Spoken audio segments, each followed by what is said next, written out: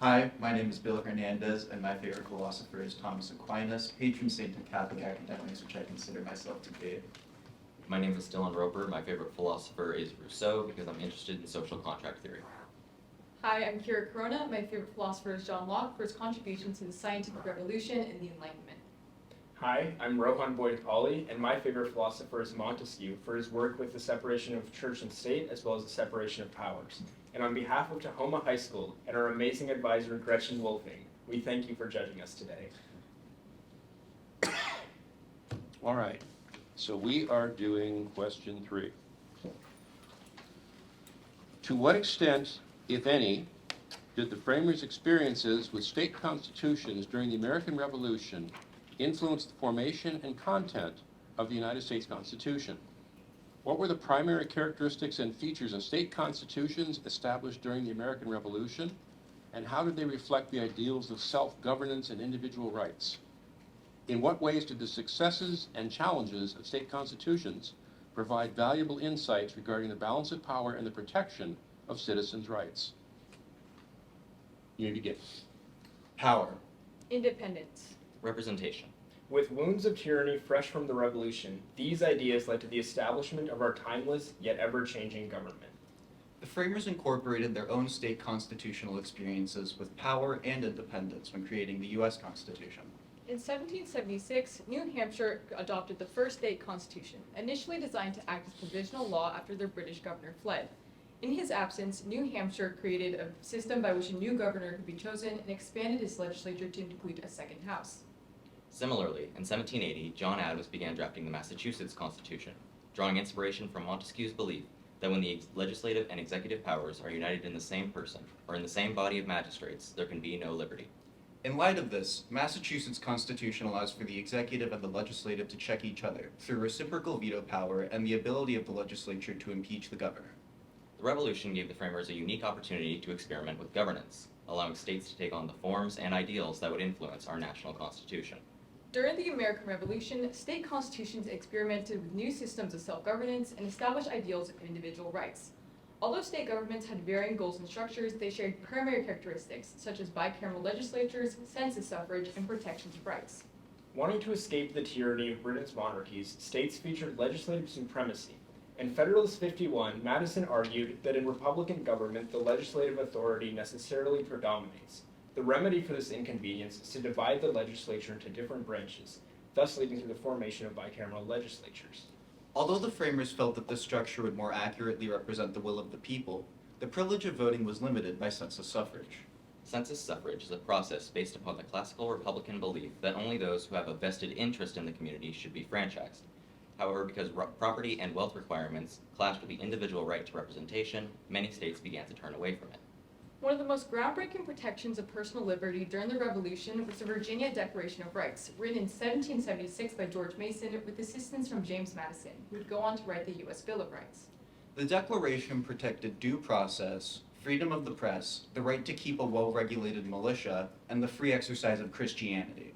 The differences in state constitutions created a diverse set of new political ideas that fulfilled the people's desire for self-governance and provided a model for which the national constitution could adopt that featured both a balance of power and protections of citizens' rights.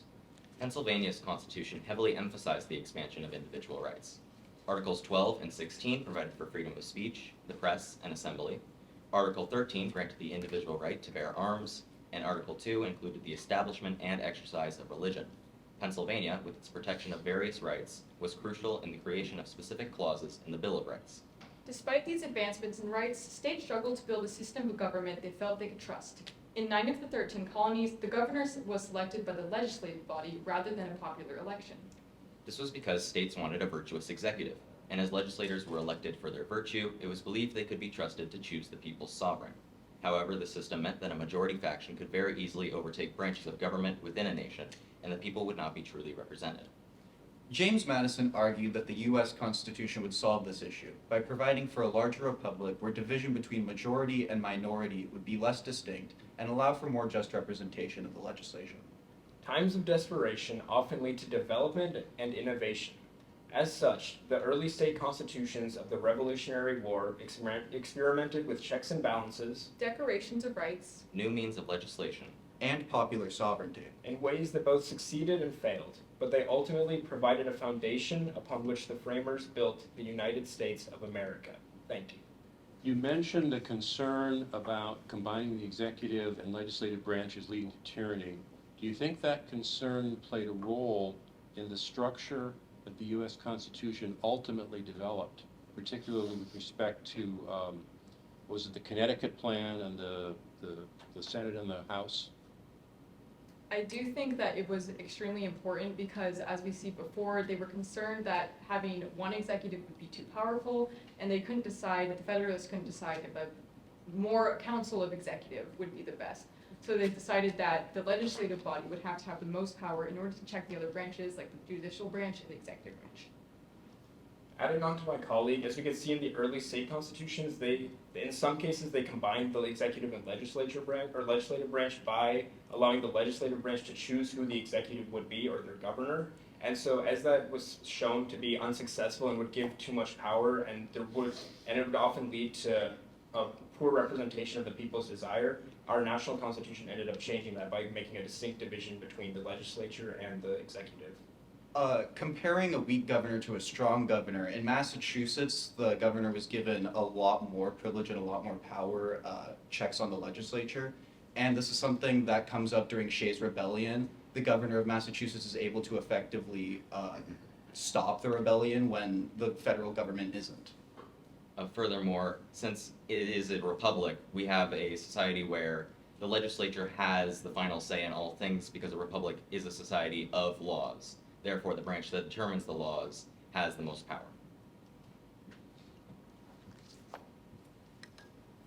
I actually think my mic is working. Does it work? Wow. Okay, great, wonderful, thank you. Good morning again. Excellent presentation, by the way. I'm curious, though, our founding documents, state constitutions, U.S. constitutions, everything that you've been studying, they were all drafted by white, wealthy men.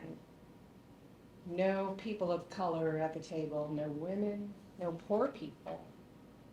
Do you think that matters?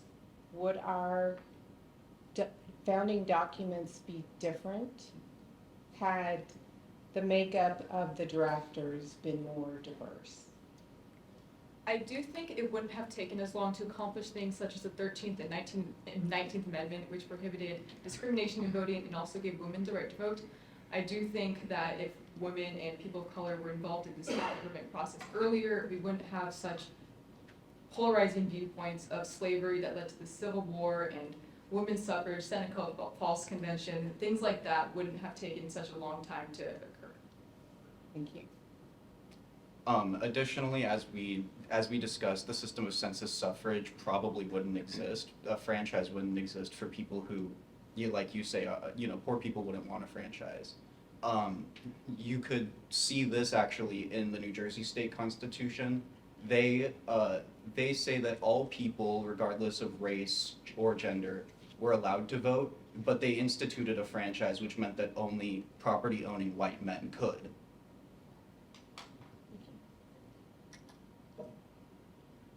I think it works.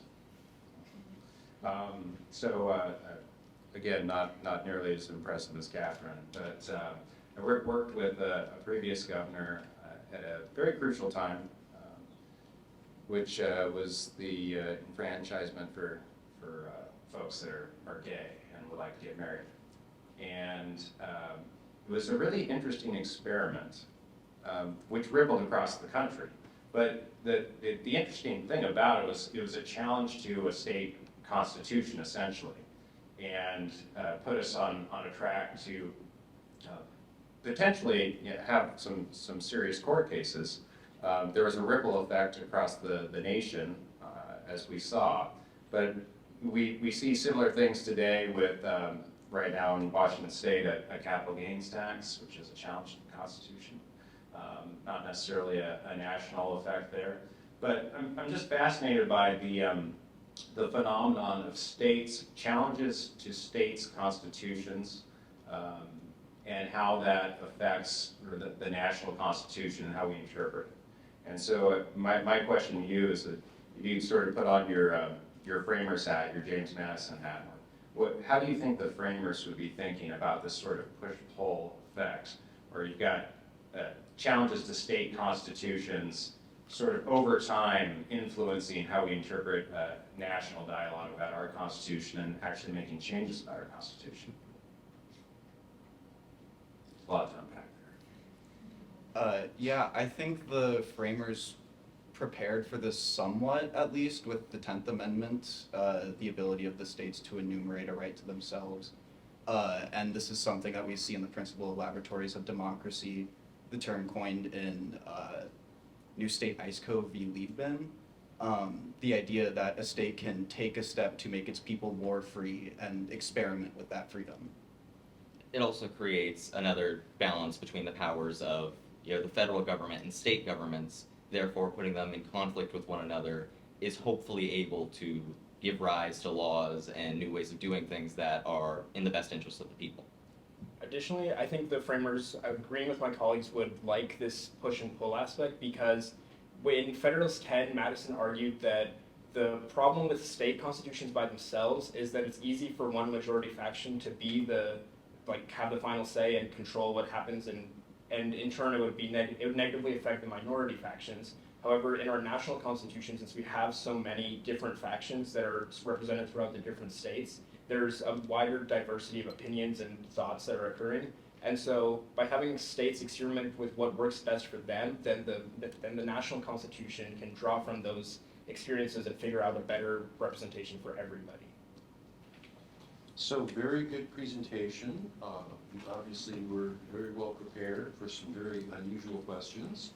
And you had your relevant sources at hand. I was impressed by bringing up the 10th Amendment. Hardly everyone ever talks about that anymore. In fact, there was a famous case at the time, National League of Cities versus Ussery, where I think the Rehnquist invoked the 10th Amendment and everyone was astonished because we'd all forgotten about it. And Shays Rebellion, that was, a good way to connect that. I don't think I have anything negative to say, so good job. Thank you. Thank you. I think I can only, let me just turn my mic on. I'm glad it works. I can only add to those compliments. I would like to underscore how impressed I was with each and every one of you. You've clearly been working extremely hard. You are not thrown by any of our questions. If you felt nervous, I couldn't tell. I thought your analysis was spot on. It was quick. Yeah, I'm just a little bit flummoxed at how remarkable you appear to be before us today. And I just want to thank you for all of the many, many hours of hard work that I know you put into this. Outstanding, really. Thank you. Thank you. Thank you. Should run you guys for Congress. Terrific work, and I think I'll probably speak for all three of us. It gives us hope, and we need hope right now in the world. The only thing I'll add, in addition to the other compliments, I was particularly impressed with your style of teamwork. Yes. I think it's one of the values that I hold most dear in everything that I've done professionally, and teamwork is probably the most important thing in a professional setting, but you guys are masterful together. And I don't know if you hang out and get coffees after school or what. You're too young to drink other things, but I'm glad that you guys have great charisma together, and it shows that you've done a lot of work together in a tight-knit way. So congratulations to you. Thank you. I just want to add, I want to, as I'm sure you will, thank your parents and your teacher. I know how hard your teacher works, and I know how much your parents have sacrificed to get you all here today. So we should applaud them too. Namaskaram. My name is Harika, and my parents are South Indian immigrants. Namaste. My name is Nandini, and my parents are North Indian immigrants. Ilsen, our judges. My name is Logan, and my family comes from Norway. 안녕하세요. I'm Yuje and my parents are Korean immigrants. Mihal, my name is Iris and my parents are Chinese immigrants. And on behalf of Tahoma High School and our advisor Gretchen Wolfing, we thank you for judging us today. Thank you, and it's a pleasure to have met all of you. I'm wondering, just if I could interrupt, is it possible to speak into the microphone so the people maybe in the back can hear better? All right. All right, so here is the Unit 6 question.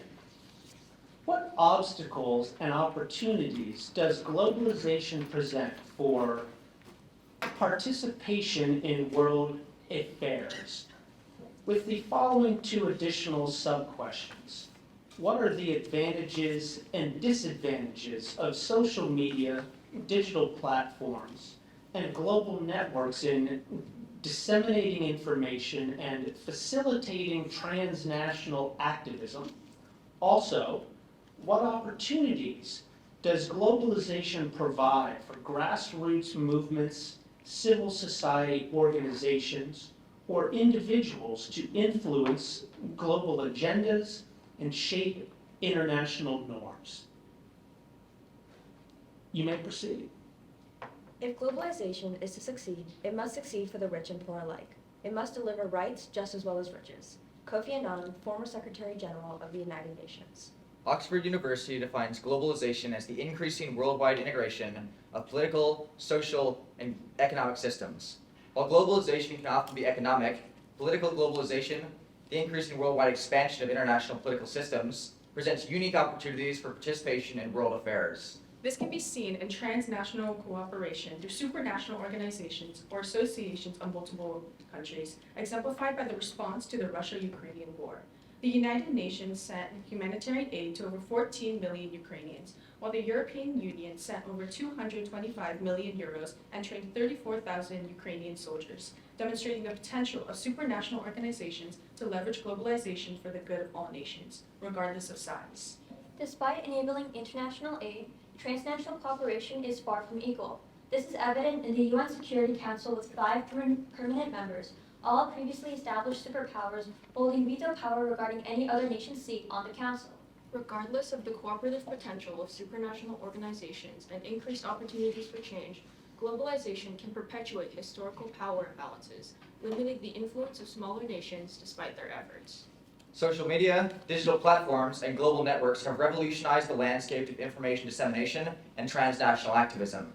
On January 4th, 2011, an Egyptian tweet read, "Down with corruption, down with autocracy, down with dictators. Hashtag Arab Spring." One of 2 million daily tweets from Egypt, its message echoed worldwide.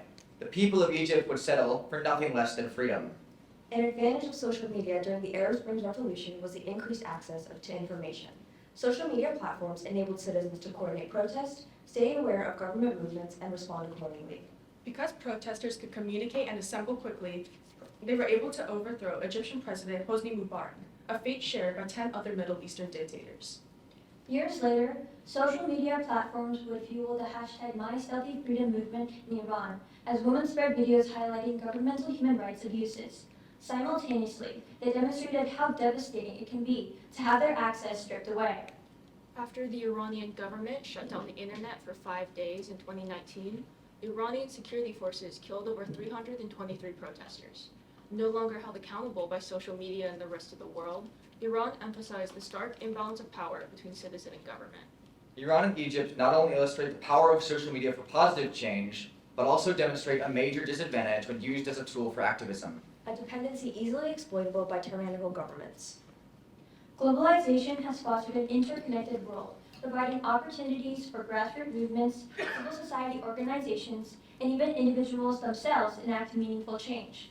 Civil society organizations, or CSOs, are groups of individuals who work together towards a common goal, political or otherwise. One key example is Amnesty International, an independent organization aimed at protecting global human rights.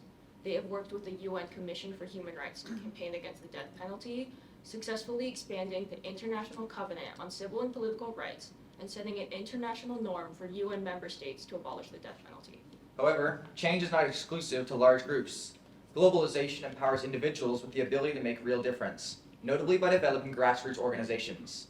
In 2012, Pakistani women's rights advocate Malala Yousafzai gave a speech at the United Nations, which garnered over 4 million views online.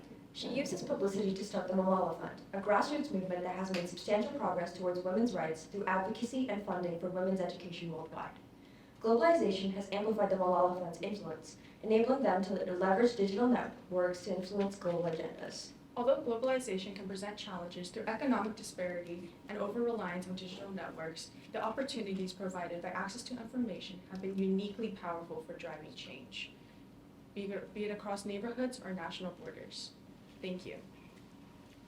Thank you. I'm going to ask the first follow-up, and then we'll have some additional follow-up questions as well. I'm going to start with this. How has the interconnectedness of the global economy influenced the roles and responsibilities of citizens in addressing international challenges? I think it's given citizens a lot more power in the way they exercise their opinions and also address economic challenges. We can see this most recently with the Israel-Palestine conflict and the boycott of Starbucks and McDonald's across America, where citizens took action because they didn't believe their views aligned with those corporations, and they can make a difference across national borders and resonate all the way to the Middle East. The increasing interconnectedness of the world has led to what we call global citizens, where even though citizens are residents of their country, they also have a role in the larger world. So when they boycott corporations like Starbucks in support of a country across the ocean, they are still obligated and they still feel they have a responsibility because our world has grown so much smaller. Thank you, Mr. Torrens or Mr. Horn. In your opening statement, you referenced the Arab Spring. Can you perhaps elaborate a little bit on why it was that you focused so much on the incidents surrounding the Arab Spring? Because the Arab Spring Revolution was, I'd say it was one of the turning points in developing social media as a tool for activism. We saw people spreading videos of the government human rights abuses on YouTube. They were coordinating government movements on Facebook and Twitter, as we mentioned. And it was really that changing period where we realized social media is something we can use across the world, and it's not just, it's not just for sharing videos anymore, it's for changing the world. Additionally, I agree with my colleague, and social media is the reason that the ideas in the Arab Spring Revolution were able to spread from where it started in Tunisia. A man had set himself on fire in front of the Capitol building, and the story went viral. And countries near the Mediterranean Sea saw that, and then they were able to understand that they have the power to overthrow their own authoritarian regimes after they saw what happened in Tunisia. After the Arab Springs protest, we start seeing a lot more revolutions utilize the power of social media for change. For example, the Belarus protests in 2020 to 2021 utilized social media to spread word about their tyrannical president. Thank you. Nandini, is that correct? How are you saying that? Nandini? You were talking earlier about, you mentioned how tyrannical governments tend then to affect globalization in a negative way. And you gave some good examples. Is there a way that you can bring that home and talk about, obviously we don't have a tyrannical government in play, but to what extent do you see globalization being impacted by the current political scene? Would you like me to restate that? No, I think the question is, and the answer to your question would be that I think the problem with the U.S. that we face domestically, specifically with recent, I'd say disruption, disturbance. I mean, we stand here on the anniversary of January 6th where people are frustrated with their government. And that's resonating worldwide because it dampens our authority in international organizations like the UN, even the Nuclear Energy Agency, where if you look at the U.S. as a pillar and then you see them suffering domestically from government unrest, it doesn't reflect very well on the person you're supposed to see as a pillar.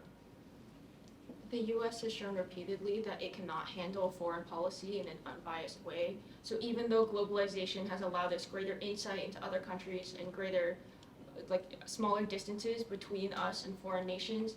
The Carter administration and the Bush administration have shown that when faced with something like the genocide of East Timor, they will choose their strategic partner like Indonesia and something that benefits them financially over the defense of human rights. However, we can see the positive effects of globalization. For example, in 2022, Biden announced the Uniting for Ukraine program, which allowed 100,000 Ukrainian refugees to take refuge in America for at least 2 years. So we can see the U.S. building strong relationships with other countries as well as aiding them. Related to that, then, do you see us becoming less of a global kind of, you talked in your, you talked earlier about global citizens. Do you see that changing in this country? In terms of, do you feel that we are still equal partners in terms of global citizenry, or do you see that eroding? We are definitely global partners, and I think the United States' influence will only continue to grow. The United States plays a major role in the United Nations as part of the Security Council, and as the United Nations continues to work towards advocacy, the United States will definitely be a trailblazer for that. I think in the early 20th century. Time. All right. Thank you all. Well, thanks a lot. So that was wonderful and excellent work, obviously. I just wanted to take a moment to talk about some of the things that I thought were noteworthy boasts that you did really well, and maybe some opportunities for growth. I always find the opportunities for growth a little harder to think of when you're so polished, though, and you have so much to say. So I'm going to have to dig pretty deep to find that. But I thought in your opening, it was a really good mix, I think, of larger concepts in terms of global movements, and also drilling down to individual quotes from Kofi Annan, individual movements at various times throughout recent history that were direct answers to some of these issues that we raised in the question. And I just thought that it was a good mix of both the actual things happening on the ground and your larger views of them.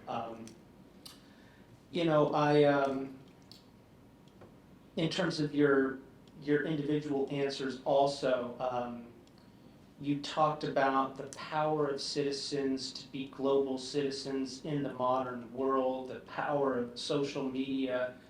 We didn't really ask a lot about this, but I think there was a tension sort of in some of your answers also of the transnational organizations and the things that countries as a whole do, sort of in tension maybe with the global citizen movements and how those two things interact with the globalization, both maybe making it harder in some ways for grassroots movements to happen, as well as empowering them also, and the sort of fact that some of the movements that you talked about were perhaps brutally crushed also. And so, those are things that I'm not sure there's an easy answer to, but maybe something to consider diving into a little more in terms of how that movement can sort of synthesize both of those things, or what it means for both those things. That's my only thought, but as I said, I'm kind of digging deep to find areas of future growth, but I thought that you all did a lovely job. Other thoughts? Absolutely.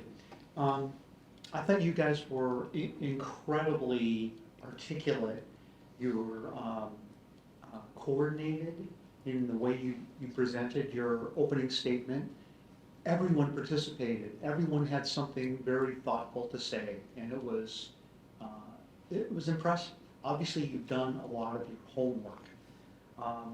You maintain good eye contact throughout your presentation, which I appreciated, and I think it's a very powerful tool when you are making a presentation. And you had, very concrete examples of what you were trying to elaborate about. The one thing I would say two things that I would add as suggestions. One is, you're very serious, and it's okay to smile a little bit, because, you know, you all have beautiful smiles, you know, you're very interesting people, and, you know, that lets a little bit more of your personality shine through. The other thing that I would say is that, you know, you focused, it seemed to me, you focused more on not just the power of social media, but how it could reform the world. And, you know, I'm a little more concerned about how social media may play a role in the polarization and the negative aspects of it, particularly in our country. We see it today, and you know, it would be nice to address that. But I thought your presentations were marvelous. Thank you. Not only did we go to the same high school, we apparently think the same. I have nothing to add to that. Other than, I think, I totally agree. I love the fact that you're able to go pretty deep with your understanding and your examples. You brought up some really good points, and I love the fact that you're talking about globalization and what is our responsibility as citizens to that. That's a powerful one, and as such, do you guys look this serious in class? I think about to smile or no? I just think it would add a lot to your presentation, because you are really delivering a lot of power in your statements. And I just think, you know, let that shine. So we thank you all. We thank your teachers, who obviously did a lot of work helping you get to the high level that you're at. And I guess we look forward to seeing you perhaps in round 2. I'm not sure. But anyway, thank you all. Hello, judges. My name is Yeshideo, and my favorite Supreme Court case is Brown v. Board of Education for how it eliminated the standard of separately equal. Hello, my name is Sean Bowie, and my favorite court case is Loving v. Virginia for its protection of interracial marriage. Hello, my name is Nora Jose, and my favorite Supreme Court case is Roper v. Simmons, as it protects minors from capital punishment.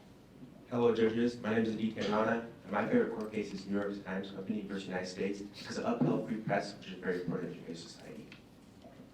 Hello, judges. My name is Slayton Cooper, and my favorite court case is Rowley v. Board of Education, as it provides disabled individuals like myself with the tools they need to succeed in education. And on behalf of Tahoma Unit 5 and our wonderful advisor, Gretchen Wolfing, thank you so much for joining us today. Wonderful. We are going to be asking you question number 1. The United States Supreme Court recently ruled that under the Second Amendment, firearms regulations must be, and I quote, consistent with this nation's historical tradition of firearm regulation, end quote. Do you agree or disagree? Why? In the light of this ruling, how should courts balance the right to bear arms against the need for public safety? To what extent, if any, should other amendments in the Bill of Rights be interpreted based on an understanding of this country's historical tradition? You may begin. A well-regulated militia composed of the body of the people trained to arms is the best and most natural defense of a free country. James Madison.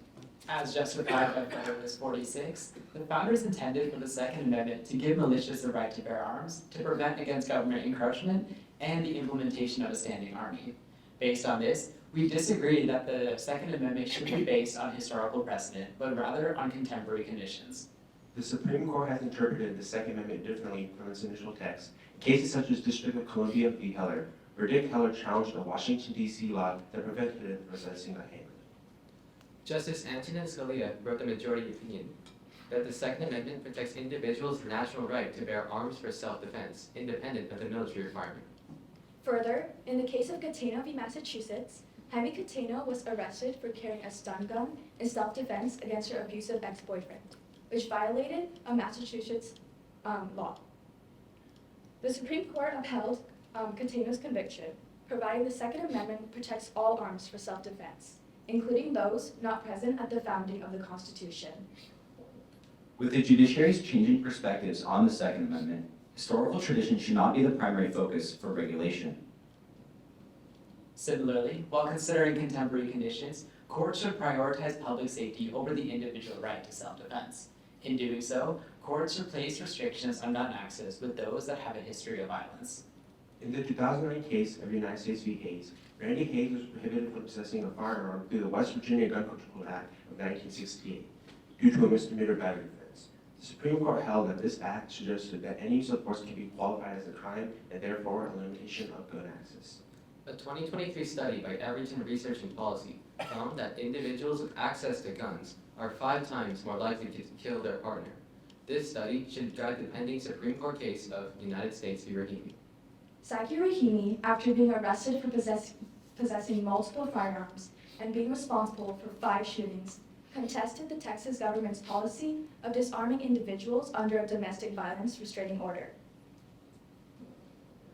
This case should follow the decision upheld in Hayes, that violent crimes are justifications for these restrictions, rather than the ruling of New York Rifle and Pistol Association v. Bruin in 2022. These laws and regulations should have the aim of preventing gun violence to ensure the safety of our citizenry.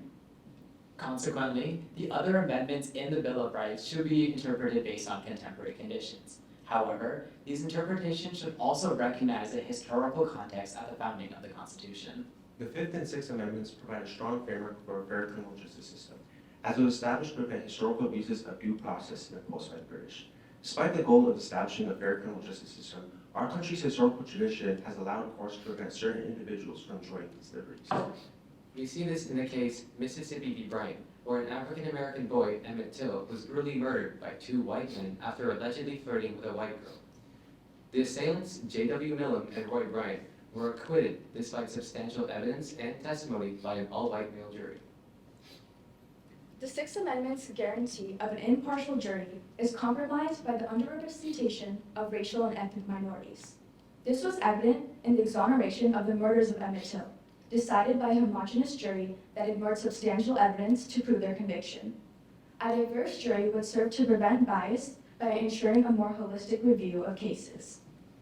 Moving forward, the Supreme Court's interpretations of the Bill of Rights should observe contemporary conditions, while also taking into account the origin of implementation to prevent historical abuses from repeating. Thank you.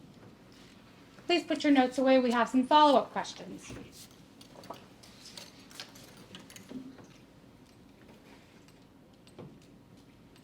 Did Scalia get it wrong in his historical analysis of our Second Amendment right? I would argue that the dissent of D.C. v. Heller in that case of Stevens actually got it more correct in stating that unlimited access to guns would be a detriment to society, which is what I personally believe. The U.S. has 7 times of a higher gun deaths rate than Canada, which has higher gun restrictions. I disagree with my colleague. I believe that the Second Amendment is a fundamental right as an American citizen. The reality is that should we give up our Second Amendment, we'd be ceding our right to self-defense to the federal government, and they are not capable of ensuring our public safety right now. Thank you. So, should the Supreme Court or other courts have professional historians on their staff to aid in interpreting context, historical context and principles? Why or why not? I believe that this should happen, however, not for the Second Amendment. The Second Amendment has had very little historical tradition. We see the very first regulation for the Second Amendment in the 1931 Act of National Firearm Regulation, which prohibited certain individuals from possessing firearms. So by interpreting on a historical precedence, there's not really much for the Second Amendment. Building off of my colleague, due to the fact that there's limited information on historical tradition regarding the Second Amendment, I feel like this is why it's necessary to have historians in the courts to just interpret this text. The reason why is because if we don't have these historians, then where are they going to pull from? Different courts are going to pull from different sections of the Second Amendment's historical tradition, which is going to lead to different opinions and not the same overall results in courts. So coming back to your question, I do think that historians should be implemented somehow into the Supreme Court and local state Supreme Courts.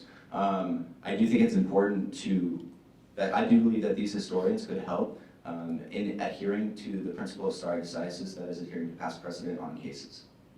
I would also say that when looking at other amendments, such as the First Amendment, in the case of Kennedy v. Bremerton in 2022, a coach was doing a prayer with a couple of his students during and after the game.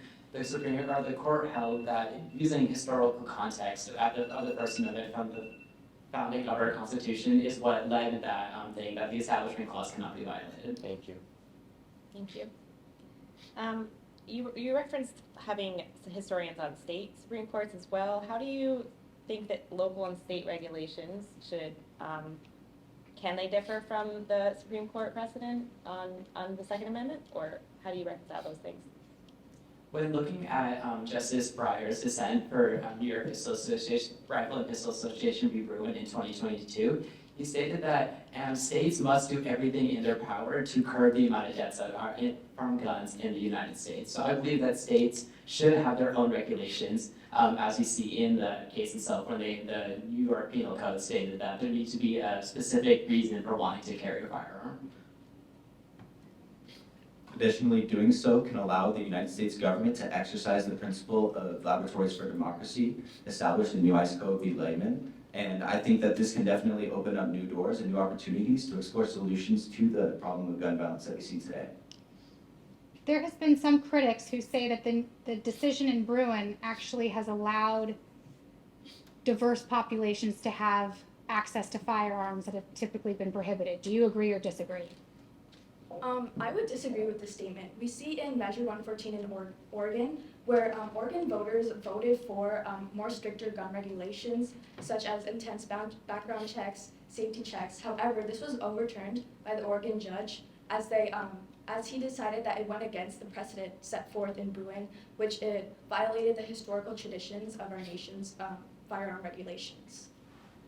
Building off of that, I feel like when it comes to like this historical tradition stuff, I feel like this is why the case Rahimi v. United States is in the courts right now, is because due to the lack of a historical tradition that revolves around the Second Amendment, who knows how this court's gonna rule? Because at the end of the day, the domestic like violence abuser point was not in the historical tradition when it came to the Second Amendment during the time when the Second Amendment was written. So that will ultimately decide how Rahimi v. United States will be ruled, because if it's ruled that domestic violence will not be on the aspect, then Rahimi will be able to possess a firearm. Thank you.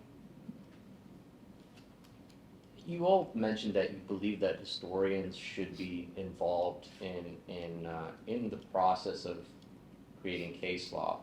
To what extent should other professionals be involved if we were to allow historians in? Should sociologists be involved? Should statisticians be involved? Ideally, yes, but the reality is that building a team of diverse individuals, such as you mentioned, would bring into account a lot of nuances that I think are unforeseeable. This would honestly result in gridlock with the emerging perspectives and groupthink concepts emerging. Thank you. First of all, I want to take the opportunity to thank all of you for participating today. And more importantly, I want to thank your parents and your support system that helped you get here today, including your teacher and your colleagues, because I know what it takes to put a presentation as well fine-tuned as this presentation was. It always inspires me to see young people tackle such a difficult topic and such relevant topic as this one is. I was very impressed by how dedicated, thoughtful, and inspiring your words were. You do not lack passion when it comes to how you feel about this. That is very apparent to me. You incorporated a lot, and you hit all of the right markers. I was gigging out when you were talking about jury selection. One thing to dig into, if you want to make it slightly more relevant, and this is not a negative, GR 37 in Washington. That would have just made it that much more applicable to our state, because we do have an extra protection that a lot of states don't have when it comes to selecting jurors to prevent that bias. And that would have just made your presentation that much better. Thank you. Once again, great job. Thank you. Thank you. Thank you all for all the hard work. It was very evident. Everybody seemed extremely knowledgeable on the question that was asked. I appreciated the historical context that was brought in, the Till case in relation to jury selection. That was very well thought, and that analysis was very spot on. I also like the very deep understanding of case law that you all exhibited today. Very impressive. I don't have a lot of advice for what you guys should do to improve. Besides what my colleagues stated, that would be a nice touch. But I thought everybody did a really great job, and the participation from each and every one of you was really good. So congrats. Thank you, sir. Yeah, I mean, I echo my co-judges here. I really appreciate the amount of case law, and all of you brought in different cases. It wasn't the standard, just talking about Heller. I also I recommend the GR37. That would be a nice thing. And I liked how you talked about Rahimi quite a few times. It's relevant, it's pressing. We're waiting on the outcome, and it shows that you're tuned in, and it's really impressive. Well done. Good morning, we're Unit 4 from Tahoma. My name is Kenna Harmer, and my favorite president is George Washington, because he set the foundation for our country. Good morning, judges. I'm Andrew Baker. My favorite president is Theodore Roosevelt because he created the National Forest Service, paving the way for our national park system. Good morning, judges. My name is Hannah McDonough, and my favorite president is President Abraham Lincoln for his pivotal role in the Emancipation Proclamation. My name is Tanner Fan. My favorite president is John F. Kennedy for his contributions to the American Space Program. And on behalf of Unit 4, with our jaw-dropping advisor, Ms. Commissioner Wolfing, thank you. All right, I love a good sense of humor. We are going to go ahead then and get started. Unit 4, focused on how have the values and principles embodied in the Constitution shaped American institutions and practices. We will be hearing from you today, question 2. The convention with justice and the majority of the people on their side had nothing to fear. With injustice and the minority on their side, they had everything to fear. Have James Madison's fears about the Senate's construction expressed at the Philadelphia Convention come to fruition? Why or why not? What tensions arise from the design of Congress, particularly the bicameral structure and the composition of the Senate and the House of Representatives? And should the 17th Amendment be repealed? Why or why not? And you may begin. James Madison's concerns regarding the Senate becoming an environment for a tyranny of the minority have not materialized in the manner that he feared. Instead, it has created a system that requires compromise and collaboration to balance the interests of the minority and the majority. The Connecticut Compromise created the bicameral system we have today, with the Senate representing the power of the minority through equal state representation, and the House preserving the power of the majority through proportional representation by population. Additionally, Article 1, Section 7, Clause 2 requires a simple majority in both houses before being sent to the executive for approval. This system creates a requirement of both levels of Congress to cooperate and compromise, since both bodies will pass a bill back and forth until both houses are approved with a simple majority. For example, Congress swiftly passed the CARES Act during the COVID-19 pandemic, with balanced funding between businesses and those whose jobs were suspended. These examples underscore the enduring relevance and effectiveness of the framers' design, ensuring that both the considerations of the majority and minority are placed within the legislative process, echoing Madison's visions of a just governance system. However, while the framers created these constitutional checks and balances between the House and Senate, this system has often led to tensions such as gridlock and unpassed bills. One significant source of tension arises from the differing perspectives between the House and Senate. The Senate, with its longer terms and spaced elections, takes a long-term view of legislation and policymaking as outlined in Article 1, Section 3, with 6-year terms for senators. This contrasts with more immediate change from 2-year terms in the House of Representatives, with greater turnover and increased focus on the passions of the moment. Moreover, the compositions of the House of Representatives and Senate leads to further sources of tension. The Senate's equal representation for each state, regardless of population, is designed to protect minority interests, while the House of Representatives advocates for the majority. As demonstrated with the Affordable Care Act introduced under President Barack Obama, the House exhibited majority interest through swift approval of the act due to a large Democrat majority in the House. The Senate, however, slowed approval, though it eventually passed on a slim partisan vote after compromises and adjustments were made to assure approval. Even though the perspectives of the majority and minority were leveraged in negotiation, the potential of the bill was changed. Overall, legislation such as the Affordable Care Act underlined the complexities and challenges that arise from the bicameral system, highlighting the need for compromise and negotiation throughout the legislative process. A pivotal alteration to this vision, however, came with the adoption of the 17th Amendment, which changed the appointment of senators by state legislature to a popular vote. The 17th was a step towards a more direct democracy. It should not be repealed as it significantly enhances voter empowerment, mitigates legislative deadlocks, and upholds transparency and accountability in the election of senators. Repealing the amendment would undermine democratic principles and the historical progress achieved by making the Senate more accountable to the people's will. Prior to the adoption of the 17th Amendment, senators were appointed by state legislators, a process often manipulated by political machines and wealthy interests. Muckraker David Phillips highlighted this corruption in his 1906 expose, The Treason of the Senate, where he highlighted the 17 senators who had links to big business and revealed the extent to which they had influence over Senate decisions. The amendment's provisions in the direct election of senators empowered voters and reduced the influence of big business and special interests. Thus, the amendment, intending to reduce the influence of big business and special interests, as well as make candidates be closer to the general population, which in turn ends a complicated process of power plays within state legislatures. The 17th Amendment stands as a crucial pillar of American democracy, ensuring senators are directly accountable to the people. Repealing the amendment would mark a significant regression in American democracy, undoing years of representative progress and transparency. While the American bicameral legislature and the 17th Amendment have addressed many of Madison's initial concerns by fostering a system of minority and majority interest, they have introduced new complexities and challenges for Americans to navigate moving in the future. As the dynamics of the Senate and House evolve with time, there must be a reference for the principles from which they are founded to ensure American democracy. Thank you.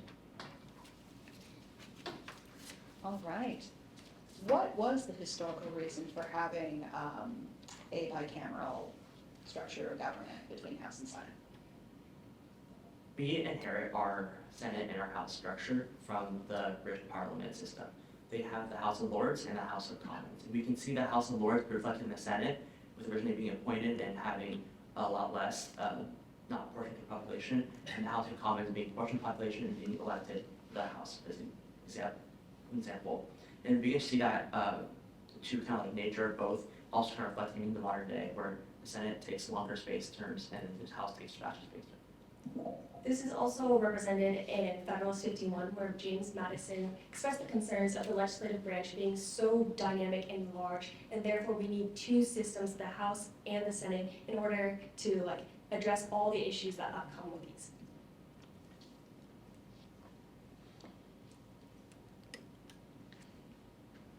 Go ahead. Yeah. Oh, okay. I think our country's counter-majoritarian aspects of its system have been hacked and turned into the crabby white voter protection system. Can you prove me wrong? So, are you referencing voting rights, or are you referencing the process of voting, or are you talking more of just the way that we hold elections in general? Well, the way that various parts of the country are overrepresented, and that it doesn't seem to be leading to compromise or bringing voters of different groups together anymore. So, in a recent meeting with the current Lieutenant Governor of Washington State, he brought up this idea that gerrymandering is the largest problem and driver of this. He says that political scientists have found that when there's this, I forget what he calls it, but it's like the Great Collection, where people of similar, most often political parties gather together. We can see this in Washington State with a large Democrat majority in areas like Seattle, whereas it's far more Republican in places like Eastern Washington. And because of this, these legislative districts, they keep electing legislators that are moving further and further away from the middle and more to what these people say. And so that comes up in Congress when these legislators who have been elected by the people are far more radical and less willing to compromise in the legislature, making it near impossible to pass anything and holding up voting for noise. Additionally, in our conversation about gerrymandering and how that affects legislative gridlock, he mentioned a solution about having an independent third party create those, drawing those district lines in order to make sure that there is no gerrymandering for political bias or personal bias. In your opening statement, you discussed the tensions between the House and Senate, and the House representing majority interests and the Senate minority interests. Can you connect that with the rural-urban divide that characterizes modern political scheme that we see today? So we can see that, as it stands currently, a majority of Americans are aligned with the Democratic Party and a minority of Americans are aligned with the Republican Party. We can see that in the Senate representing the Republican Party majority, and then the House representing this Democratic population majority. But we can even see that the minority has a large power in that. The minority has a lot of power in the Senate to change decisions and alter things. Most recently, we've seen Senator Tommy Tuberville be able to halt promotions of military generals through a unanimous decision that was required. And we can also see this largely difference right now in the two parts of Congress, of the House and the Senate, where this year there was only 27 amendments that were passed, while last year in 2022 there was near in the mid-200s that were passed legislation. And as we can see, this is really by right now the two different parts of Congress being split between majority and minority interests being the Democratic Party and the Republican Party currently. But to go back to your question, we can see that a lot of the rural America is conservative, such as like the Midwest, and that is reflected in the Senate. And so even though the majority of the population is in the more Democratic areas near the coast, they still have don't control the power. Okay. Why does it matter how having different groups of people represented in different ways at the same time?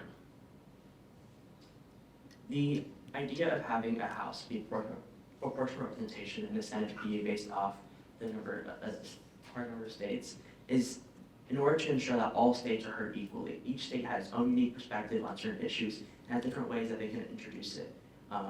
For example, the ideas of California may be way different than the ideas of New Mexico. And even though they're way too different population size, California would be better represented in the House because of its larger population, while New Mexico would have less representation, but would be equal in the Senate because they both do 2 senators each. We can also, it's important, as we can actually look to other countries in this. As we look to Sweden, their unicameral system in their legislation, their Congress, it's called the Riksdag, and they currently have been dominated by the same majority for the last decade. And so because of this, the majority interests have been really rejected and just not seen in their Congress and their legislation. And so they've had 10% really, 10% of their immigrants have been from the minority, and it's been really connected to this overwhelming control of the majority in their legislation. Okay. Well done.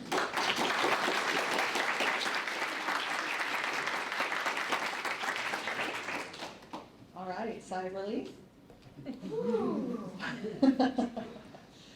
Job well done. I really loved your mix of both historical and contemporary references. ACA as an evidence for the strength of a bicameral system, really well done.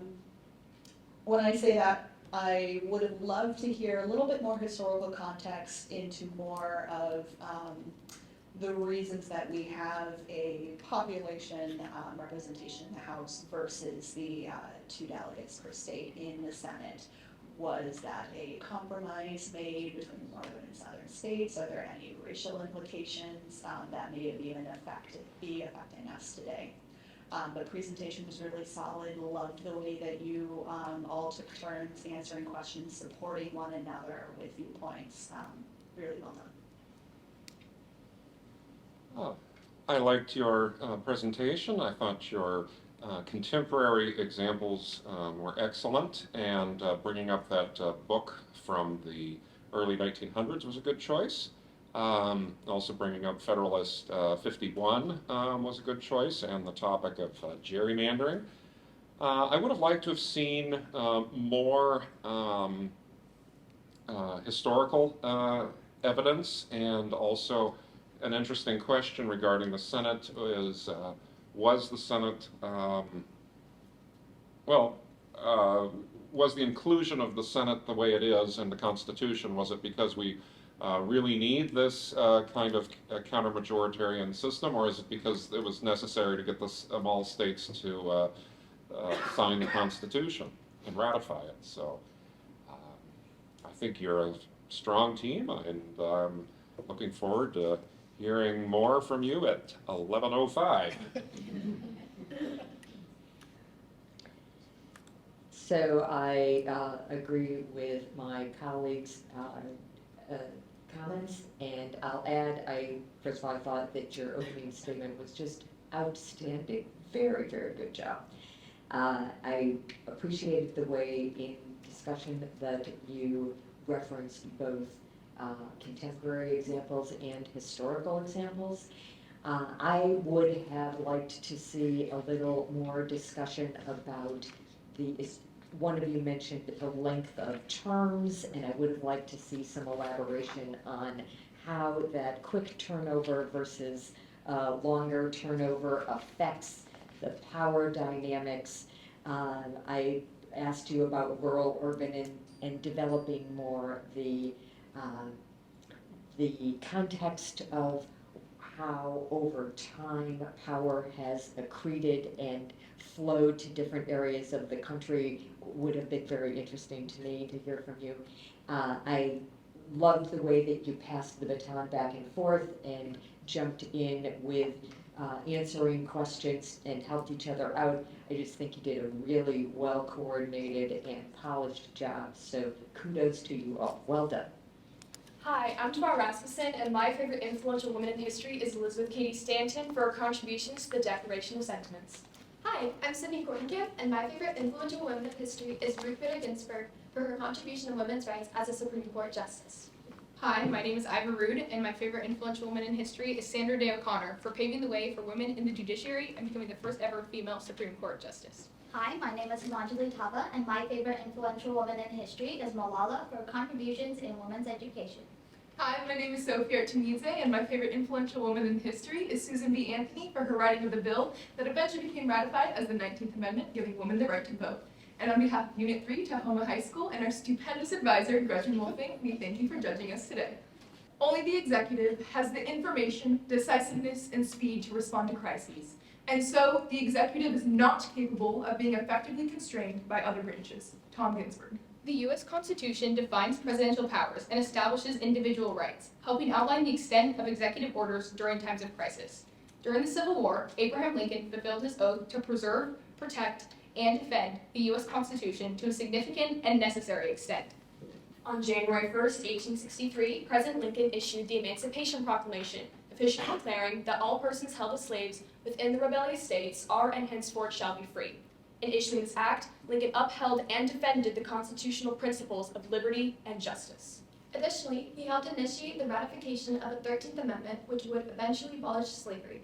Furthermore, he protected the Constitution's promise of security and defense, using his powers under the Commander-in-Chief Clause of Article 2, Section 2, Clause 1 to draft soldiers to fight for the Union's cause of reunifying the country. He defended this explicit power as the founders originally intended. As seen in Federalist 70, this calls for the necessity of an energetic executive who acts swiftly in times of national crisis.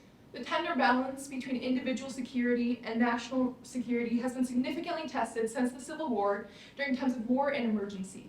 For instance, in the case of Schenck, the United States in 1919 upheld the Espionage Act of 1917, which limited the freedom of speech for citizens if it invoked clear and present danger.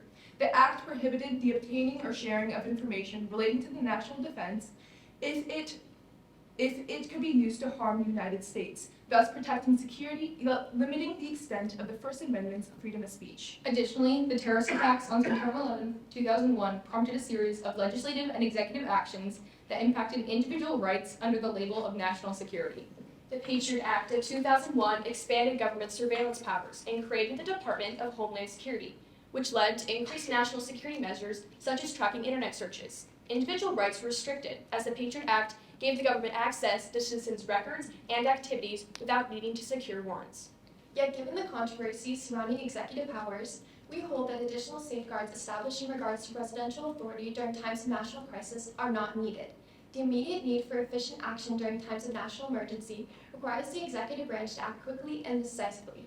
The National Emergencies Act of 1976 provided much of this additional power, as it gives presidents the ability to declare emergencies with no more than a signature on an executive order. This is imperative when swift action is needed. For example, during the Cuban Missile Crisis of 1962, President John F. Kennedy issued Proclamation 3504 in response to the Soviet Union's installation of offensive weapons that threatened national security. The proclamation, based on a joint resolution of Congress, proved the United States' commitment to preventing the spread of communism by the Cuban Marxist-Leninist regime. Swift action by the executive was necessary for the safety of United States citizens and for upholding our nation's security. During the COVID-19 pandemic, President Biden issued Executive Order 14043, requiring a coronavirus vaccine for all federal employees. While many employees believe this to be governmental overreach, necessary provisions for combating a pandemic cannot be made without immediate executive action. Safeguards are already in place for these types of actions, as Congress can vote to end a national emergency, but do need veto-proof majority in order to do so. Executive orders in times of national emergencies are undeniably necessary in order to resolve crises quickly. As seen throughout history, national emergencies have warranted increased security measures, shifting governmental balance on safety and freedom. Security should supersede individual liberties when the fate of the nation's safety is on the line. Thank you.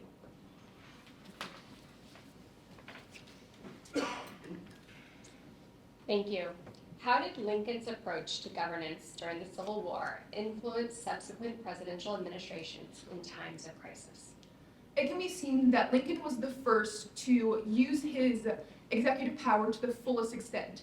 With his suspension of habeas corpus during the Civil War, it showed how executive power can be used in order to fully influence and uphold the constitutional balances of securing national priority and safety. Through this, we can be seen that later on, executives furthered their use of executive power through other executive actions. Adding on to my colleague, with the suspension of the writ of habeas corpus located in Article 1, Section 9, Clause 2 of the Constitution, President Lincoln was the first one to really combat Congress in this, because Congress is meant to only suspend the writ of habeas corpus if the public safety requires it. And that is a congressional power that President Lincoln took as an executive one. So in your opening statement, sounds like you believe that suspending these rights when the national safety requires it is just. Can you use that argument to explain FDR's actions during World War II to intern Japanese folks here in this country? With the Declaration of Emergency 9066, it was shown that the internment of Japanese Americans was a necessary provision during World War II. As majority of the public did support this act, there was no possible safeguard during the time that could have possibly prevented this act from occurring. Many believe that it was an infringement on individuals' rights, and I do agree it was, but during the time it was a necessary provision. I agree with my colleague. I believe that the Japanese internment was definitely an overreach of power, and I think that this can be seen in the case of Korematsu v. United States, and this is just an example of how executive powers have been overreached. Adding on to my colleague, during times of national crisis, the president has to weigh how their executive orders will impact individual rights as opposed to the entire nation's security. Additionally, adding on to my colleague, FDR was definitely one of those presidents that pushed his executive powers. For example, Executive Order 6199 is where he prevented petroleum trade within the individual states, which is technically supposed to go to Congress. And in the case of Panama City Company v. Ryan, the Supreme Court decided that this was unconstitutional, and so that serves as a check on the executive powers that FDR attempted to use. Another one of FDR's executive orders that was more beneficial during the time and was not seen to be an overreach of power could be Executive Order 1933. As he was president during the Great Depression, he was able to create the Civil Works Administration, which was hugely beneficial during the time to create 4 million government jobs during a time when our economy was at its lowest. Should presidential power and privilege be able to,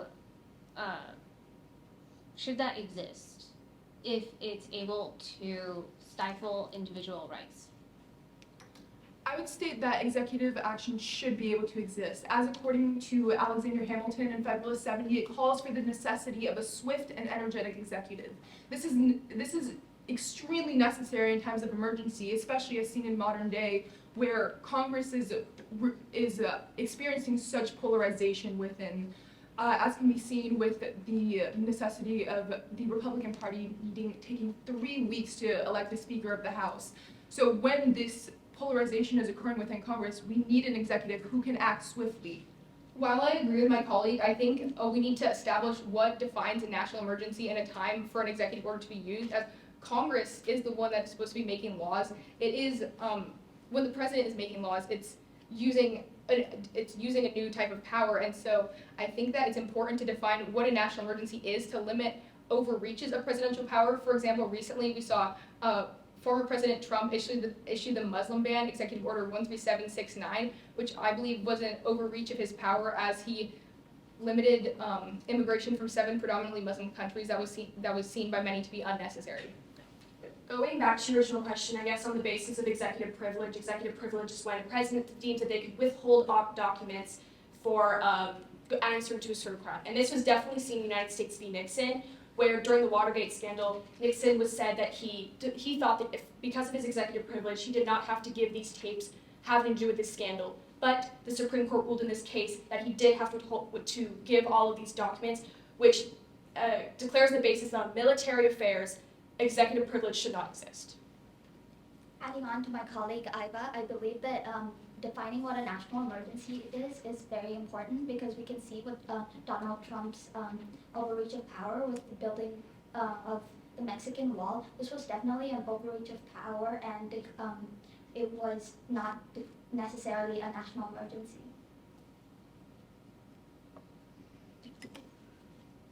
Should presidential power and privilege be able to extend beyond their term of office? I don't believe that it should. As we can see, one of the provisions set on executive orders is that when a new president comes to office, they can immediately undo their predecessors' executive orders if they choose to do so. For example, Trump's executive order during office, Executive Order 13767, was revoked on President Biden's first day of office on January 20th when he came in with Executive Order 14010. I agree with my colleague. Since Congress is the only one that is able to make laws, as according to Article 1, Section 8, Clause 18 of the Constitution, the president should not be able to impede on these laws, and many have believed that in the past, presidential authority is exceeding to this point, and so there needs to be more checks installed in order to help prevent these provisions from happening. Well, building upon that last time. We're learning how to turn these buttons on. So, hey, this was so fun. You guys did a great job. It was, you have rehearsed your remarks in the opening statement fantastically well. You interact with each other, you respond to each other. I just enjoyed watching that. And one of the things I want to highlight is I noticed right away you were all exceptional at eye contact.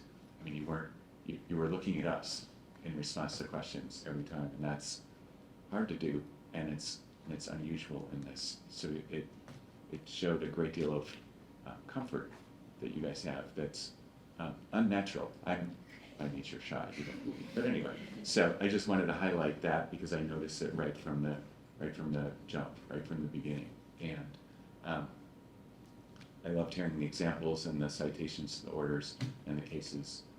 But I'll just turn this over. We got 3 more commenters. I thought you did an excellent job of developing your theme in your opening statement and then building that theme in each of your answers to all of our questions. I immediately picked up the swiftness, the necessary, and the immediacy of the presidential action came through in all of your answers. And so that ability to take your theme, development, and then be able to weave it through to each of the questions was really phenomenal. And I also very much commend you on being able to build upon each other's answers, even out of order. I think it was Sophie who then followed 2 questions later, built upon something that Iva had said. And that was really, and kept that theme going without being jarring. So your cohesiveness was really outstanding. Thank you. You guys did a great job. I can tell that you don't appear nervous at all, which is great. You look very well rehearsed. And first of all, with your statement, I saw that you had some historical references. It was that analysis itself was very well structured. I would like to see a little bit more case law in there as evidence, so that at least I could see that there was evidence. I did see there was some modern evidence in there, which was the September 11th attack. With your statement, you did include the Patriot Act, which I liked seeing. Also, the COVID-19 example. With your discussion, I liked the fact that you did bring up Alexander Hamilton, and also one thing that I have been wanting to see from all of the groups is the Muslim ban, and you actually brought that up. I've been waiting to see that, and you brought that up. In addition to other things, you had a significant number of constitutional clause references, which I was hoping to see because that's what this unit is about, is the structure of the Constitution, policy, and procedure. So excellent work. Thank you very much. Yes, fantastic work. The first thing that jumps out is your passion for the topic, and please carry that on. Our country needs that desperately, so thank you. Your blend of historic and contemporary examples, also showing care for both the history and how it's manifesting in the present day. Love the interplay and the cohesion on your team. I heard a lot of agreements, which of course, if that's the case, yes. And if you do disagree, we'll also encourage you to air that out as well. We love to hear all sides of the argument, and there are many ways for these concepts to be processed and articulated. But great work, and good luck with the rest of the day. Thank you. Thank you very much for your time and your hard work. It definitely showed through. Thank you also to your coaches and your parents who have supported you through this and are here today. This room is very well filled, and it just shows the team that you have built, and so we really commend you for that. Good luck for the rest of the day. Hi, my name is Salal Khairi, and my favorite founding father is Roger Sherman because of his orchestration of the Great Compromise. Hello, my name is Sylvia Kaiser, and my favorite founding father is James Madison for his ability to oscillate between the Federalists and Anti-Federalists and perpetuate the common good. Hello, judges. My name is Sadie McMillan, and my favorite founding father is my ancestor, John Dickinson, not only because he's family, but also because of his works with the Articles of Confederation. Hello, my name is Connor Baker, and my favorite founding father is Robert Yates because of his work with the Brutus Papers. And on behalf of Tahoma High School and our incredible advisor, Gretchen Wolfing, we'd like to thank you for coming out and judging us today. Thank you. So let's get right to the question. At the Philadelphia Convention, what considerations resulted in the creation of the 3/5 clause in the Constitution? Specifically, to what extent, if any, did the 3/5 compromise shape the political and social landscape in the first 70 years of the United States history? And how did the 14th Amendment alter the meaning of the 3/5 clause? And in your estimation, did it provide full citizenship for African Americans? You need it. Do not let us mistake necessary evils for good. C.S. Lewis. The concept of citizenship and representation has been changed throughout United States history, specifically through the 3/5 Clause and the 14th Amendment. The 3/5 Clause, found in Article 1, Section 2, Clause 3 of the Constitution, was the result of a multitude of conflicts and necessary accommodations at the Philadelphia Convention.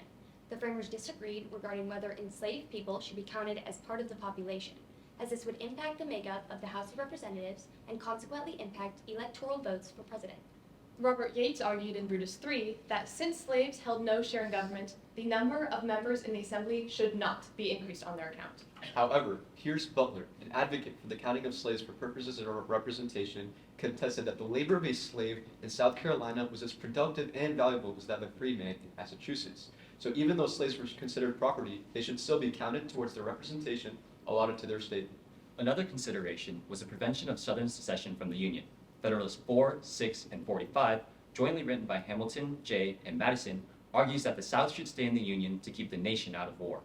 Madison writes in Federalist 45 that unity is essential to the security of the people against foreign danger.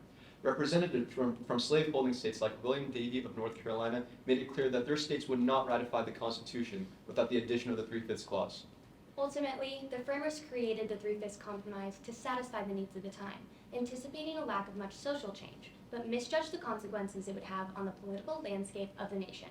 Giving slave-owning states more representation in the national government while solidifying African Americans' lack of citizenship was a direct political repercussion. Slave-owning states were given an additional 6% of electoral votes because of the Three-Fifths Clause. 8 out of the first 12 elected presidents being Southern slave owners showed a clear advantage to the South. Not only this, but slave states were given 30 seats in Congress compared to the 18 that they would have held without the counting of slaves. Though the political landscape changed significantly, the social landscape did not change much because of the Three-Fifths Clause. The biggest social effect that did exist was the continuation of the slavery in the United States, as well as the discrimination of African Americans. Dred Scott v. Sanford reinforced this in 1857 as the Supreme Court ruled that African Americans, slave or free, did not have the rights of citizenship. This shaped their social experience in the post-Civil War era by further alienating them from the general public. Fortunately, these realities were not permanent due to the 14th Amendment and its overturning of the Three-Fifths Clause. In 1868, the 14th Amendment granted full citizenship to African Americans.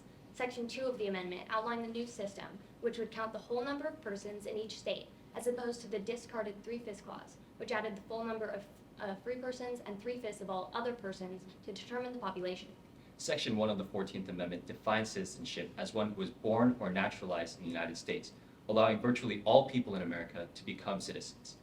Although this section provided full citizenship for African Americans on paper, in practice, the government often fell short in carrying through and enforcing this amendment. For example, Plessy v. Ferguson in 1896 showed the insufficiency of the 14th Amendment. The court ruled 7-1 in support of segregation, stating that it was constitutional as long as African Americans were given equal opportunities.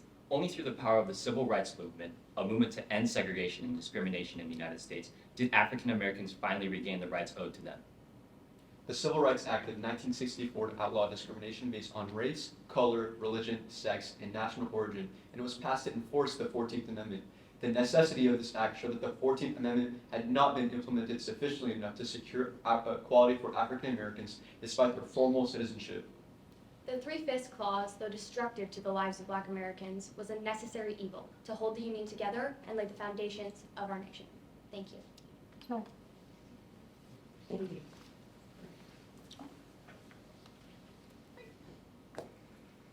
So, the Three-Fifths Clause gave disproportionate representation and power to the southern slaveholding states.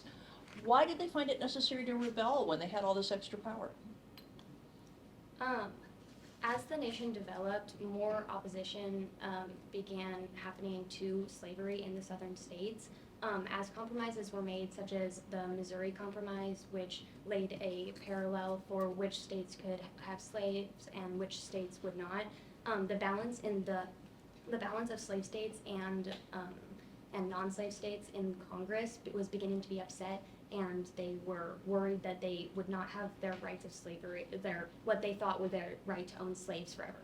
Also, George mentioned in the Constitutional Convention that the Three-Fifths Clause actually took away power from African Americans and gave it to their slaveholders. This means that the states themselves, the southern states, would gain way more power than those northern states.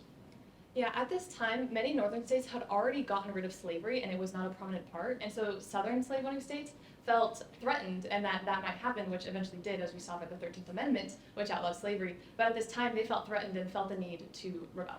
To add on to my colleague, we also see that the North was ignoring clauses such as the Fugitive Slave Clause, which required that slaves were sent back to their former owners. And we see this with Dred Scott v. Sanford, where it was a huge Supreme Court issue that they had to send people back from the North because they were directly ignoring this clause.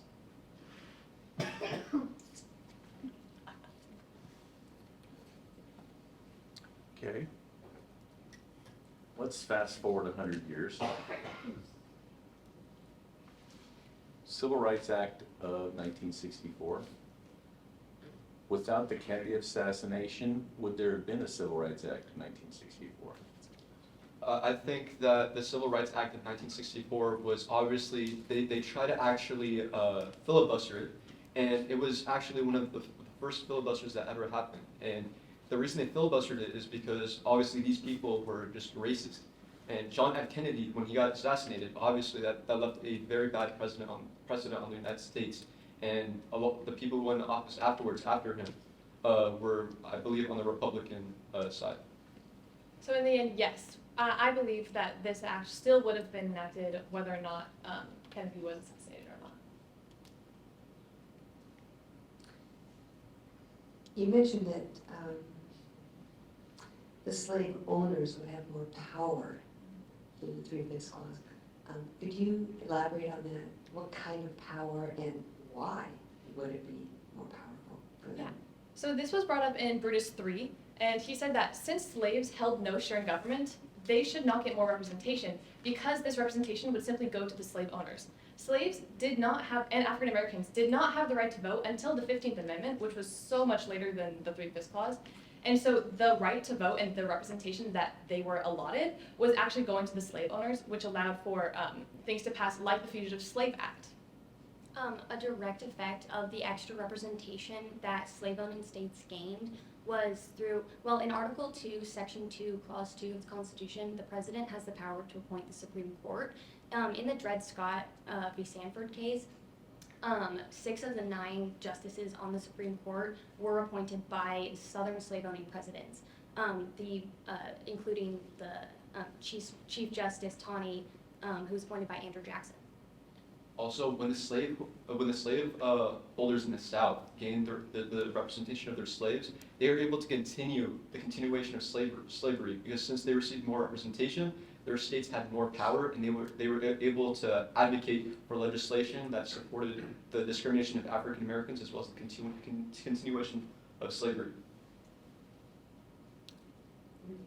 Are there recent cases or issues that you can describe for us that have drawn on the principles of equal protection in the 14th Amendment?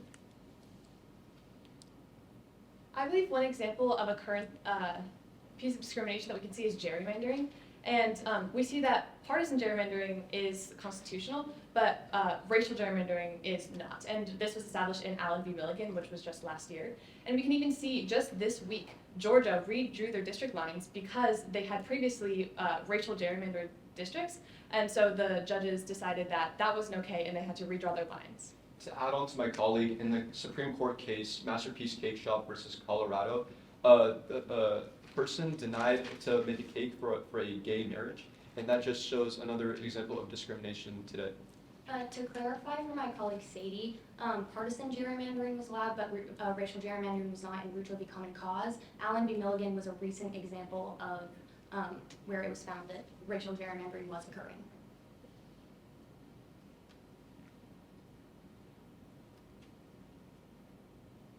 Any other questions?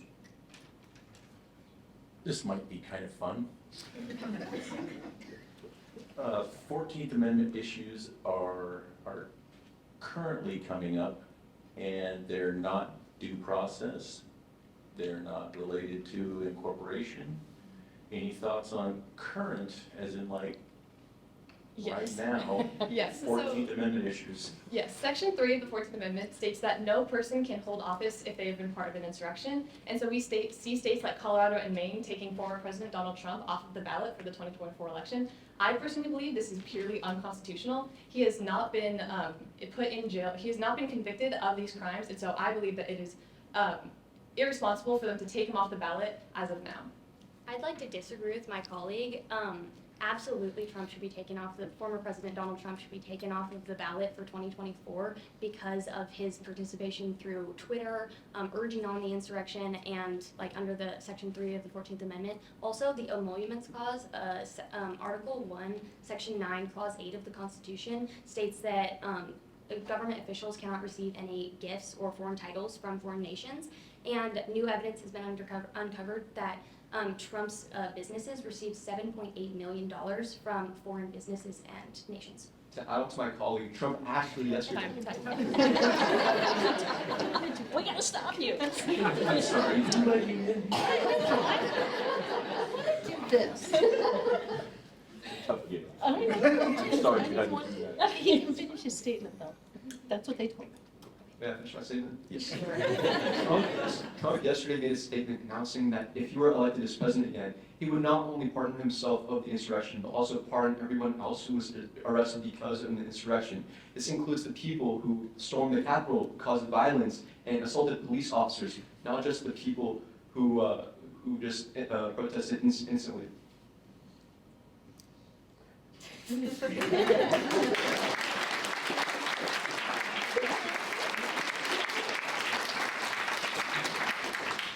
On that note, Thank you. I would like to thank you for your comments, your thoughts, debatable ones, shared ones.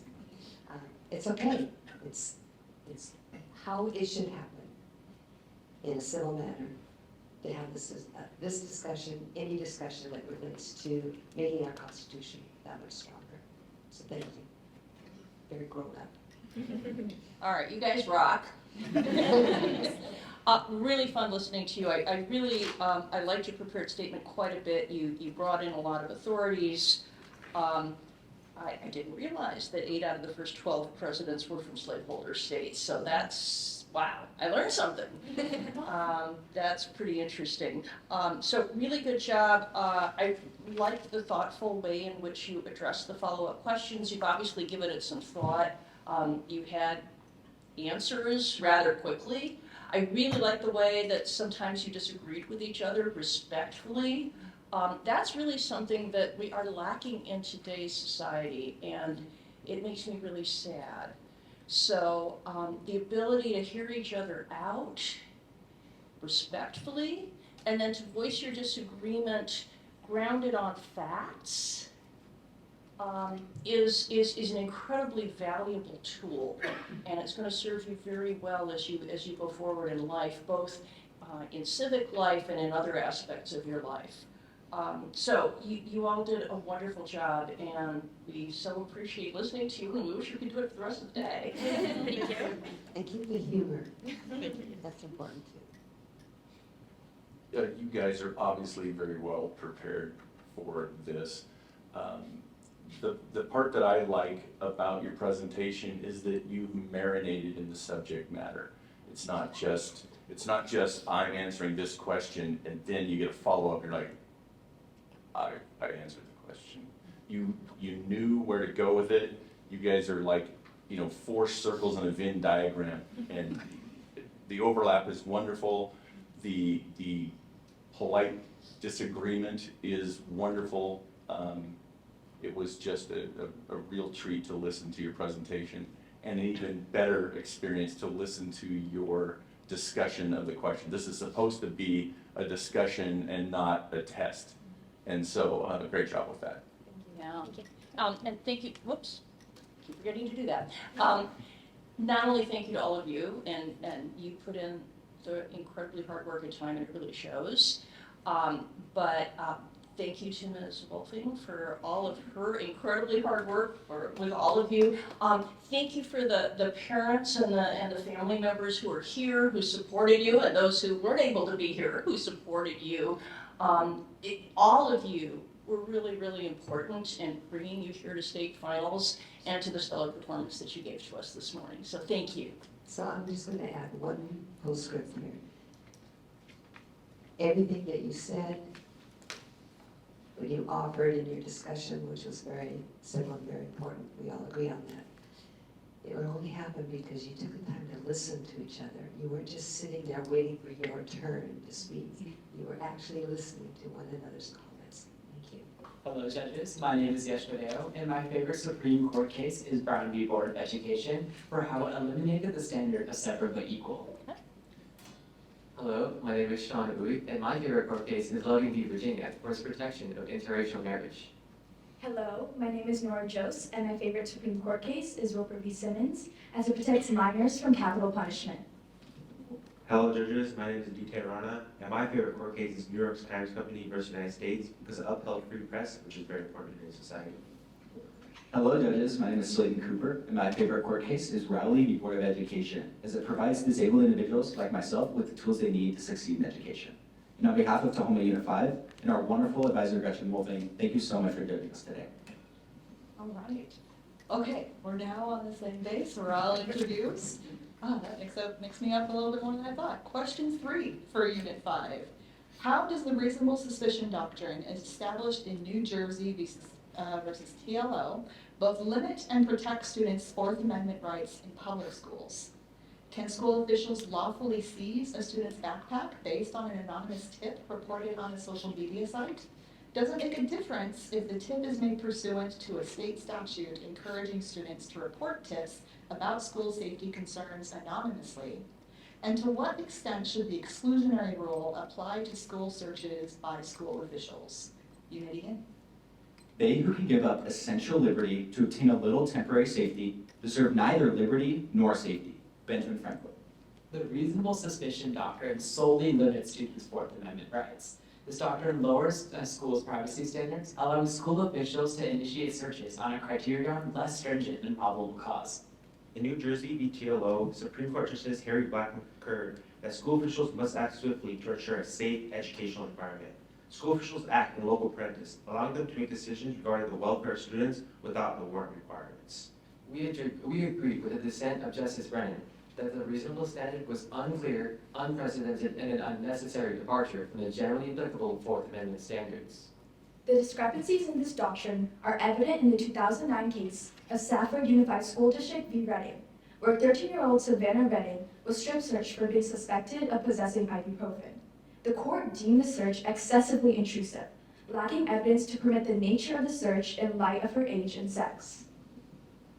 The vagueness of the reasonable suspicion doctrine has allowed school officials to search students excessively and arbitrarily without sufficient evidence to believe that a crime has actually been committed. It is of utmost importance to ensure that searches in school adhere to due process to protect students' fundamental rights.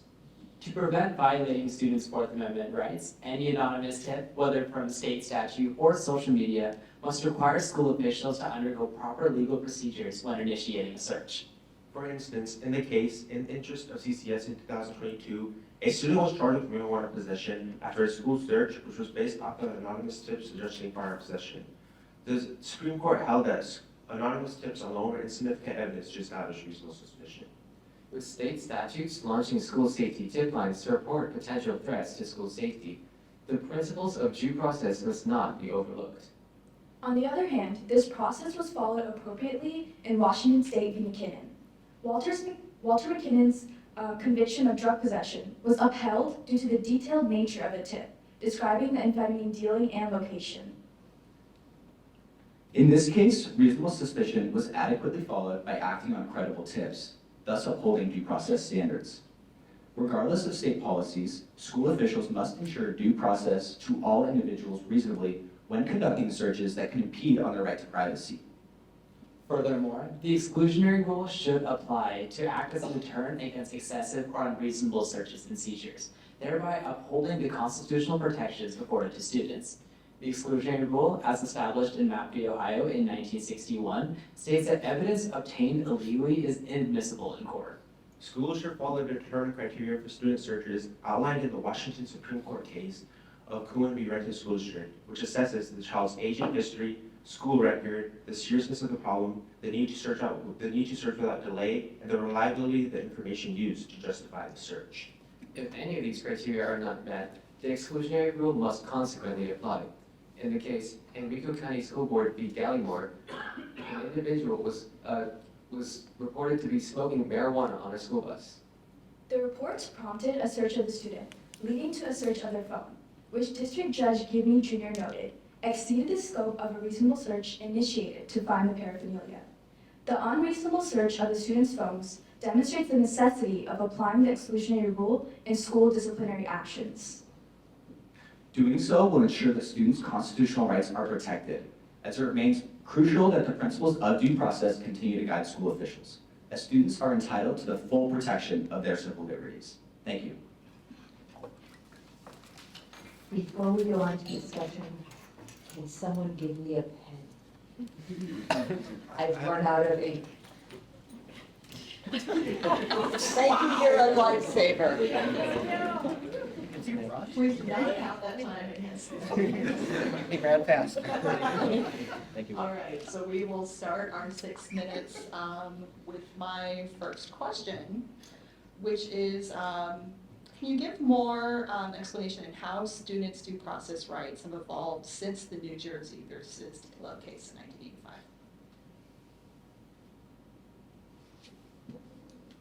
Since the New Jersey case, since the case of New Jersey BTLO in 2005, as we argue in our essay, students' rights have honestly been hindered. Reasonable suspicion is a less stringent form of probable cause, and thus permits teachers and administrators to search students with arbitrary power.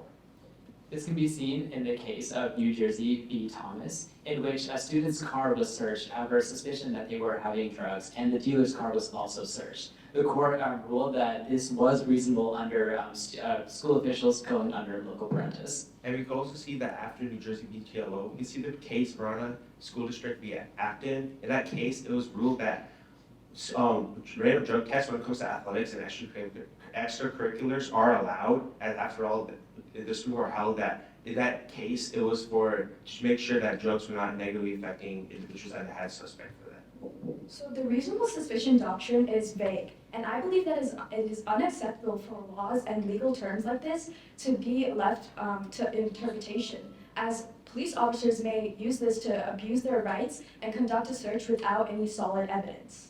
Going back to your question itself, since New Jersey v. TLO, with each new case saying what is reasonable and what is not, students' Fourth Amendment rights are slowly diminishing. Okay. Give an example. When I was a teacher, sometimes I would hear somebody behind me use a swear word, and I would turn around, and I couldn't tell who had said it, but I would look at which kid had the smirk on his face and punish him. What do you think of this process of finding, or of judging? To be completely honest, it's rather presumptuous. And I don't mean to say that comically. I do think it's presumptuous, and I don't think it holds the students properly to the accountability of their actions. Specifically at Tahoma High School itself, by talking to administration, we figured out that if any school official, including teachers, get any sort of reasonable tip that something has happened, and it's not just the teachers themselves that are looking at finding people to punish, I guess, that they can and they have the legal proceedings to be able to conduct a search with a police officer present. Though I will say, as long as you're not violating a student's right to privacy, as a teacher, you do act in loco parentis. You are their parent, essentially, while you are at school. And so you do have the right to punish students, though not physically. All right, in your opening argument, we've mentioned that there's a responsibility of the school to protect students. And certainly we have seen that safety of students and student campuses is something that is very much in jeopardy right now. How are schools supposed to protect students without having broad search powers? I'm not sure I understand the question. Are you trying to ask how students are supposed to protect schools are supposed to protect students while there are broad search powers such as reasonable standard? The reasonable suspicion standard gives schools broad search powers in order to protect students. Isn't that to the benefit of students to have a safe and secure school environment? Yeah, so we see in California where there are metal detectors implemented in schools, and this is in the effort to uphold school safety. However, with that, schools must apply the metal detectors to every student and do it like random searches. However, they cannot do it on one student specifically, as to uphold their Fourth Amendment rights and to ensure that no one student is being targeted. However, these metal detector searches in California are incredibly controversial, as the NCE has produced a study that found that these metal detectors prompted searches in schools with more than 50% minority populations or with more than 50 to 100% of free and reduced lunch qualified students. And going to a more specific example, we can see that Los Angeles Unified School District actually had metal detectors back in 2019, which actually had to to disuse and stop using. The reason why is because they use these metal detectors just random searches, which are not allowed. They just use it in certain classrooms and such, which is singling out individuals, which is not allowed. So if metal detectors were to be used, they would have to be used in the instance that has to be applied on everyone. It can't just be used for specific individuals. And I think to sum it up, the reality is that it just has to meet the Equal Protections Clause of the 14th Amendment in order for it to be valid and constitutional. So then following up on that, using metal detectors as one example, what should be the appropriate balance between ensuring school safety and safeguarding student rights? As we see in the local case of Coonview Renton School District, it says that the credibility of the tip must be determined before conducting a school search itself. So I believe the perfect balance in determining school safety while also protecting students' Fourth Amendment rights lies in trying to find multiple people who have similar details when conducting a search itself for a student. Okay, tell me more about the difference between reasonable suspicion and probable cause, and tell me why it matters. Yeah, so reasonable suspicion is objective and articulable grounds to believe that a crime has been committed. However, with probable cause, there's solid evidence to prove that a crime has been committed, and this allows police officers to make an arrest or conduct a search and obtain a warrant. So the reasonable suspicion doctrine actually started from Terry v. Ohio in 1968, where a concealed officer searched 3 individuals, including Terry, who they suspected had a gun on them. So through that search, they found 3 guns on those individuals, and the Supreme Court held that this was reasonable underneath the circumstances. So when a crime is likely to be committed, then reasonable suspicion applies. I would like to connect it back to our school here in Tahoma, or at Tahoma. Our admin acts with reasonable suspicion more severely when the student safety is at hand. For instance, if there are reports of a firearm, then teachers are automatically given reasonable suspicion to essentially search a student's bag and search for a firearm. However, there is a stark distinction between reasonable suspicion for teachers and for police officers. So in Washington, RCW 28A has a special provision for police officers acting in schools that they cannot search a student without probable cause, different from how teachers can search a student with reasonable suspicion.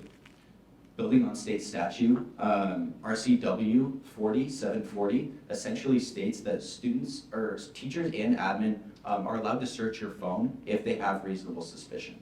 This can be seen in the case of GC v. Owensboro, in which a student was had their text messages searched because there was technically harm being committed. So the Supreme Court ruled that reasonable suspicion applies. However, that factual evidence needed to be used when actually searching someone's cell phone itself in a school environment. And building off the instance that school officials only need reasonable suspicion, we can look at the case Washington v. McKinnon, where an anonymous tip was given to a police officer, how the police officer had given to the school officials that after all the anonymous tips were regarding the school and what happened in the school, as the school officials at the end of the day only need reasonable suspicion. So with the officer giving it to the school official, it was enough to qualify for that. Can you give me another example of an area or contemporary challenge where you think students' due process rights may need further clarification? Yeah, I think the advent of social media has brought in the spotlight a variety of new challenges. We see in the case of Mahmoud v. BL, also known as the F-bombing cheerleader case, we see a student exercising her freedom of speech outside of the classroom on social media after being denied a spot on her varsity cheer team. The school then suspended her, and she appealed to the court, saying that this was unconstitutional because she had First Amendment protections outside of school. And I think because of this ruling and because of the debate surrounding this ruling, more stringent criteria are required when addressing due process for students' right to freedom of speech, both inside and outside of the classroom. Wow. Well done. Thank you. Really great balance of both historic, a ton of case law that I feel like I need to go and brush up on some case law to keep up with y'all, and the way that you tied the question back to applicable examples specifically within your school. Really, really, really well done. That was incredibly impressive. Thank you. I enjoyed your presentation very much. Also enjoyed the competition at the beginning between the blue ties and the mauve ties. I appreciate your flexibility. Let's see. I thought your analysis of and evidence on the exclusionary rule was quite useful and interesting, talking about the in locus parentis concept. Let's see, I would say, I guess one bit I would give is some of your answers were really heavy on good evidence. Kudos for that. I needed more analysis. I also say very well done. As a Washington State judge, I really appreciated the references to the RCWs, to the Washington State Supreme Court law. I think that shows that you're looking both close at home and then bringing in the broader context of the U.S. Supreme Court, so I really particularly appreciated that.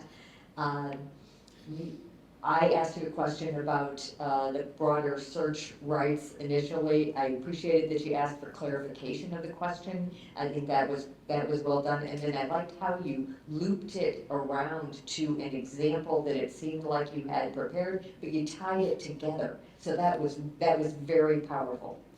If I had a suggestion on growth opportunity, it would be give space for the judges to ask more questions. Okay. So answer the question and then stop talking, because you really shine in answering questions. And the more questions you get asked, the more opportunity you have to show the strengths of your team. Overall, you had great references to case law, you had good references to statutory examples. I second the idea that you could do a little bit more analysis and maybe showing different perspectives, but overall, just really well done. So thank you. Good morning, we are Unit 4 from Tahoma. My name is Ken Harmer, and my favorite president is George Washington, because he set the foundation for our country. Good morning, judges. I'm Andrew Baker. My favorite president is Theodore Roosevelt, because he created the National Forest Service, paving the way for the national park system. Good morning, judges. My name is Hannah McDonough, and my favorite president is President Abraham Lincoln for his pivotal role in the Emancipation Proclamation. My name is Tanner Pham, and my favorite president is John F. Kennedy for his contribution to the American Space Program. And on behalf of Unit 4, with our jaw-dropping advisor, Ms. Gretchen Wolfing, thank you for judging us today. Fantastic. We're here for question number 1. And I quote, Congress did not create the Supreme Court. I know this is a controversial view, but I'm willing to say it. No provision in the Constitution gives them the authority to regulate the Supreme Court, period. Do you agree or disagree with Justice Samuel Alito's constitutional assessment of the judicial independence? Why or why not? Historically, how effective have constitutional checks been in controlling the courts? Alexander Hamilton wrote that the judicial branch would be the least dangerous to the political rights of the Constitution. Do you believe this description is still warranted? Why or why not? You may begin. In response to the Supreme Court's Ethics, Recusal, and Transparency Act, Justice Samuel Alito supported the idea of the Supreme Court's independence from congressional regulation. Contrary to Justice Alito's assessment, the Constitution and historical precedent clearly delineate Congress's authority to regulate the Supreme Court, affirming a system of checks and balances essential for democratic governance. For example, the Exceptions Clause, Article 3, Section 2, Clause 2, gives Congress the ability to regulate the cases the Supreme Court can hear, specifically referring to the appellate process. The utilization of the Exceptions Clause by Congress, that's part of the McCardle, in which Congress passed a law that essentially removed the court's jurisdiction to hear habeas corpus cases, burned under the 1867 Habeas Corpus Act. This showcases a historical precedent where Congress exercises constitutional authority to define the scope of Supreme Court's jurisdiction, as long as it does not eliminate all avenues of judicial review. Additionally, the Advice and Consent Clause, Article 2, Section 2, Clause 2, gives the power to Congress to confirm the appointment of justices, which has been used to reject or delay appointments, such as the appointments of John J. Parker in 1930 and Merrick Garland in 2016, respectively. These clauses and historical actions highlight Congress's clear regulatory authority over certain functions of the Supreme Court. This authority is crucial for maintaining checks and balances, countering Justice Alito's claim, and affirming the democratic oversight inherent in our judicial system. Throughout U.S. history, constitutional checks have been moderately effective in controlling the federal courts. While mechanisms such as impeachment, confirmation, and the appointment process have influenced judicial direction, the extent of the effectiveness differs. The failed impeachment of Justice Samuel Chase in 1805 serves as a prime example of a constitutional check in action. Impeachment is outlined in Article 2, Section 4 of the Constitution, acting as a crucial tool in holding the judiciary accountable. Despite being impeached by the House of Representatives, the Senate failed to achieve 2/3 vote to convict, allowing Justice Samuel Chase to retain his position on the bench. This demonstrated that impeachment as a constitutional check has a high bar to cross, making it useful in only the most egregious of cases. The historical interplay between Congress and the U.S. Supreme Court, as well as the various constitutional mechanisms in place, highlight the checks and balances within the U.S. judicial system. These systems not only counter Justice Alito's claims on the court's independence, but also reinforce the fundamental democratic principle that no single branch of government operates in isolation from the others. In Federalist 78, Alexander Hamilton positioned the judiciary as the least dangerous branch of government due to the lack of power to control spending and enforcement. However, in the modern political arena characterized by partisan court packing and rush judicial appointments oppose this foundational idea. Certain tactics employed by the executive and legislative branches challenge Hamilton's analysis of the judicial system. Court packing, the process of adding more seats to the Supreme Court, would enable the current executive to fill empty seats. During the Reconstruction era, Republicans moved to reduce the court size to 7 seats to deprive Andrew Johnson of the power to potentially appoint new justices. This was expanded back to 9 seats the following term under President Ulysses S. Grant. Similarly, when President Franklin Delano Roosevelt saw some of his New Deal legislation struck down by the court, Roosevelt unveiled a plan to Congress, allowing him to appoint additional justices to the Supreme Court for every justice aged 70.5 years or older, up to a maximum of 15 judges. Roosevelt framed the initiative as reform to reduce the backlog of cases and ensure efficiency of the court. However, the primary objective was to shift the ideological balance of the court in favor of the New Deal. These historical instances of court packing demonstrate a departure from Hamilton's view of the judiciary as the least dangerous branch of government. These tactics have at times transformed the judiciary into a tool for partisan agendas, challenging its envisioned role as an impartial guardian of the Constitution. Hence, the modern dynamic between the judiciary and the other branches of government calls into question the extent to which the judiciary will stay independent. Thank you. Please put your notes away. We have some follow-up questions.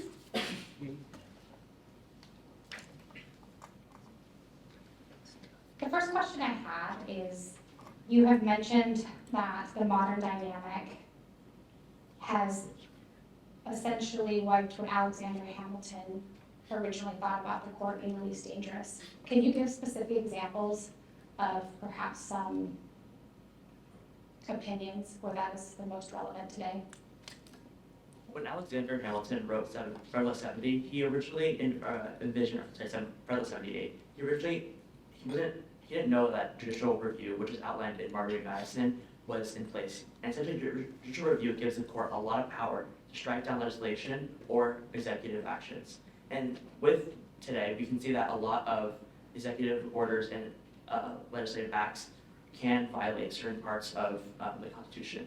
One that comes most to mind is Michigan versus the EPA, which is around the Clean Air Act and how the EPA wasn't able to regulate the Clean Air Act well under its statutes. Another example of why the judicial branch is not currently should be considered as the least dangerous branch is in the Supreme Court case of Shelby County v. Holder, when the Supreme Court struck down a provision in the Voting Rights Act of 1965, which calls for states with a historical background of discrimination against voting rights, they have to be checked before. So that is a huge provision within the Judiciary Act. So. Last year, President Biden unveiled a plan to relieve student debt. This was Nebraska, the state ended up suing him over it, and the case went up to the Supreme Court. The Supreme Court ended up ruling that his plan is unconstitutional. Now, Biden has more recently, in just last month, unveiled another rescue plan that is essentially a repackaging of the same thing. And I can only imagine the Supreme Court will have the same opinion that they had before when they inevitably get sued over it. And this fighting between the Supreme Court and the executive, just going back and forth, is a perfect example in my mind of this, partisanship on the court. Of rather than sticking to issues that are, purely legal, they are just fighting on an ideological level. Thank you. Okay, and so Hamilton said that this is the least dangerous branch, and you said that maybe he didn't know about judicial review, but he did say it's the least dangerous, but least dangerous to whom? And who is the court most dangerous to in this day and age? To answer your first part of your question, Alexander Hamilton's position, in his argument, he argued for the judiciary being the least dangerous branch, I believe, for the American people, essentially on how much the government will overstep their rights. The Federalist Papers were written in order to sell the Constitution to anti-federalists, make them believe that it is a good way to unite the nation following the Revolutionary War. And so the idea of Supreme Court allows the Constitution to be interpreted like unpartisan. So it's obviously a partial guardian of the Constitution. So when Alexander Hamilton wrote his argument, he wanted the Supreme Court to be not involved with other parties. So to specifically quote Hamilton, he said that the judicial branch would be the least dangerous to the political rights of the Constitution. And to answer the second part of your question, I think that it is most currently with judicial review being in place, I think it's most also dangerous with air quotes, because I think it's a good thing actually, but to the other branches of government. Judicial review, especially when regulating executive action in both agencies and executive orders, I see is one of the most important, checks on that branch and being able to control, saying, hey, you're overstepping here. And so I think that's where it's most dangerous, even though I view it as a net positive. Thank you. You discussed in your opening some of the failed impeachment of Justice Daniel Chase. To me, it seems like, and you mentioned that served as an example that the judiciary was less or more powerful. I'm trying to understand how the inability of Congress to remove someone from the Supreme Court demonstrates the second part of your argument that the Supreme Court is in fact more powerful and dangerous. The argument made in the essay was conveying the idea that Congress does have power, as given in the Constitution, to remove an official in the Supreme Court. The failed impeachment of Justice Daniel Chase wasn't actually charged with any sort of crime, rather it was politically charged, which is why it failed to pass in the Senate. Essentially, the Supreme Court and the Congress do have an interlink together, and they do check one another, which is important for American democracy. To clarify, this is found in the Constitution in Article 2, Section 4, and specifically for the House of Representatives, it is their power for this impeachment, and that's in Article 1, Section 2, Clause 5. And then the Senate is the one that checks and approves of this impeachment, and that is in Article 1, Section 3, Clause 6. Thank you. Let's address the elephant in the room. What about the Supreme Court justices and ethics? Why do they seem to be immune from following the ethics that all other federal judges must follow? I think a large reason why is because they haven't had anything to restrict them or to hold them accountable to a code of ethics or to really check what they're doing. So that's why this most recent code of ethics that's been established in the Supreme Court, I think is so key, because now it will establish maybe an opportunity for the Supreme Court to obey the same as the federal courts. We can see this in Sweden. They have a unicameral system, but they have a Supreme Court. May remind there is also that they have a code of ethics without any enforcement provisions, but they've been able to have large influence in their Supreme Court. And so I think through this, it'll show that this code of ethics would then maybe hold the Supreme Court to accountable as the federal courts. And also an additional idea that could be interesting to implement in our Supreme Court is one we actually have in Washington. Our Washington Supreme Court is elected and they sit for 6-year terms. And I always wondered what would happen if we had a Supreme Court where they'd be accountable to the people. We'd have to fight for election the next term. I would disagree with my colleague on this idea that we should not have these term limits set for the Supreme Court, especially this is reflected in Federal 62, Alexander Hamilton, argued that the judiciary, the main part of that is that they remain impartial and nonpartisan, and that having this idea that they have to be reelected is going to move that shift away from making these decisions based on like reflecting their own people to their own ideas. To add on, not only would it create this, fighting partisanship when they're saying, I need to get elected, so I'm going to kind of shift to what I know the people want. So not only that, but also keeping in lifetime terms promotes consistency, which I think is one of the most important things in our court system. I think consistency and following precedent is key to how our judicial system works. And so if we add term limits, I think it gets rid of that. And I think that is institutional knowledge that needs to remain in there. Thank you.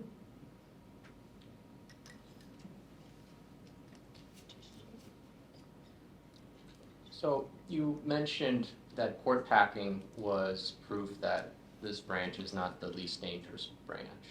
What other methods or strategies in more recent times have shown that the court is subject to bipartisanship? One example is with the appointment or the delayed and kind of eventually failed appointment of Merrick Garland in 2016.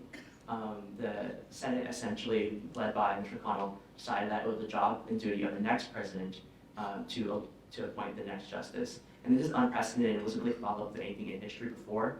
And it shows how essentially the legislative body has a lot of ability to regulate the Supreme Court and make it partisan. And this is found in the Constitution in Article 2, Section 2, Clause 2, which gives the President the power to appoint the Supreme Court justices. Thank you. More questions? Well, did you want to ask more questions? Okay, yes, we have 1 more minute.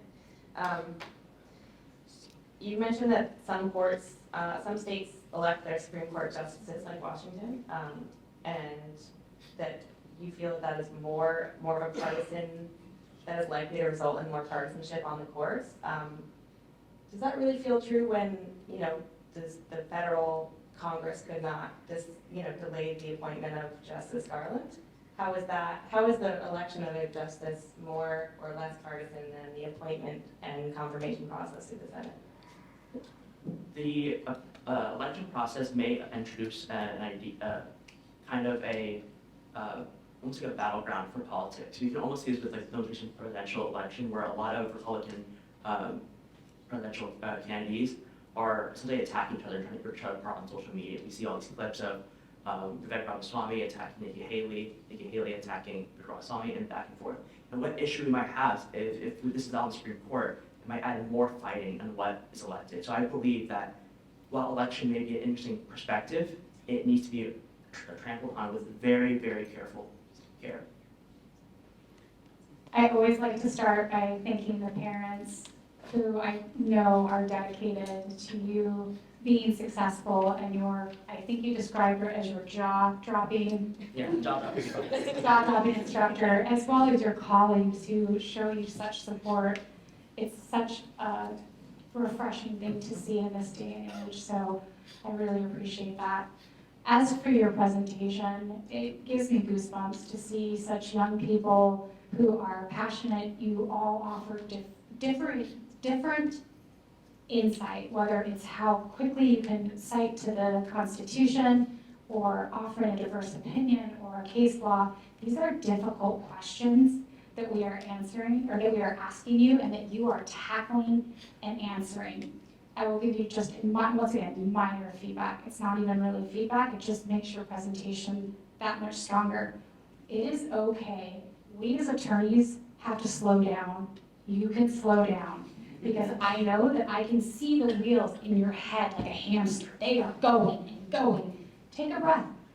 I guarantee that you think you're talking slow and you're not. You are going 1,000 miles a minute, and you want to get so much out because you're so excited. It is okay to be concise and very concise and accurate with your words. You will not be dinged for that. Thank you again. This was such a pleasure. Thank you as well. Very well done. Very well prepared.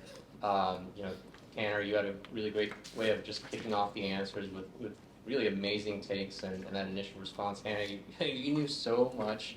You were quoting all of these, the portions of the Constitution right off the bat. I think you were on the spot with everything, and I really appreciated your very your perspectives were really cool, and I thought that brought a lot of variety to your answers. And Cannon, I thought that your tone and you spoke loud and you spoke very clearly, and I think that's a great strength for you.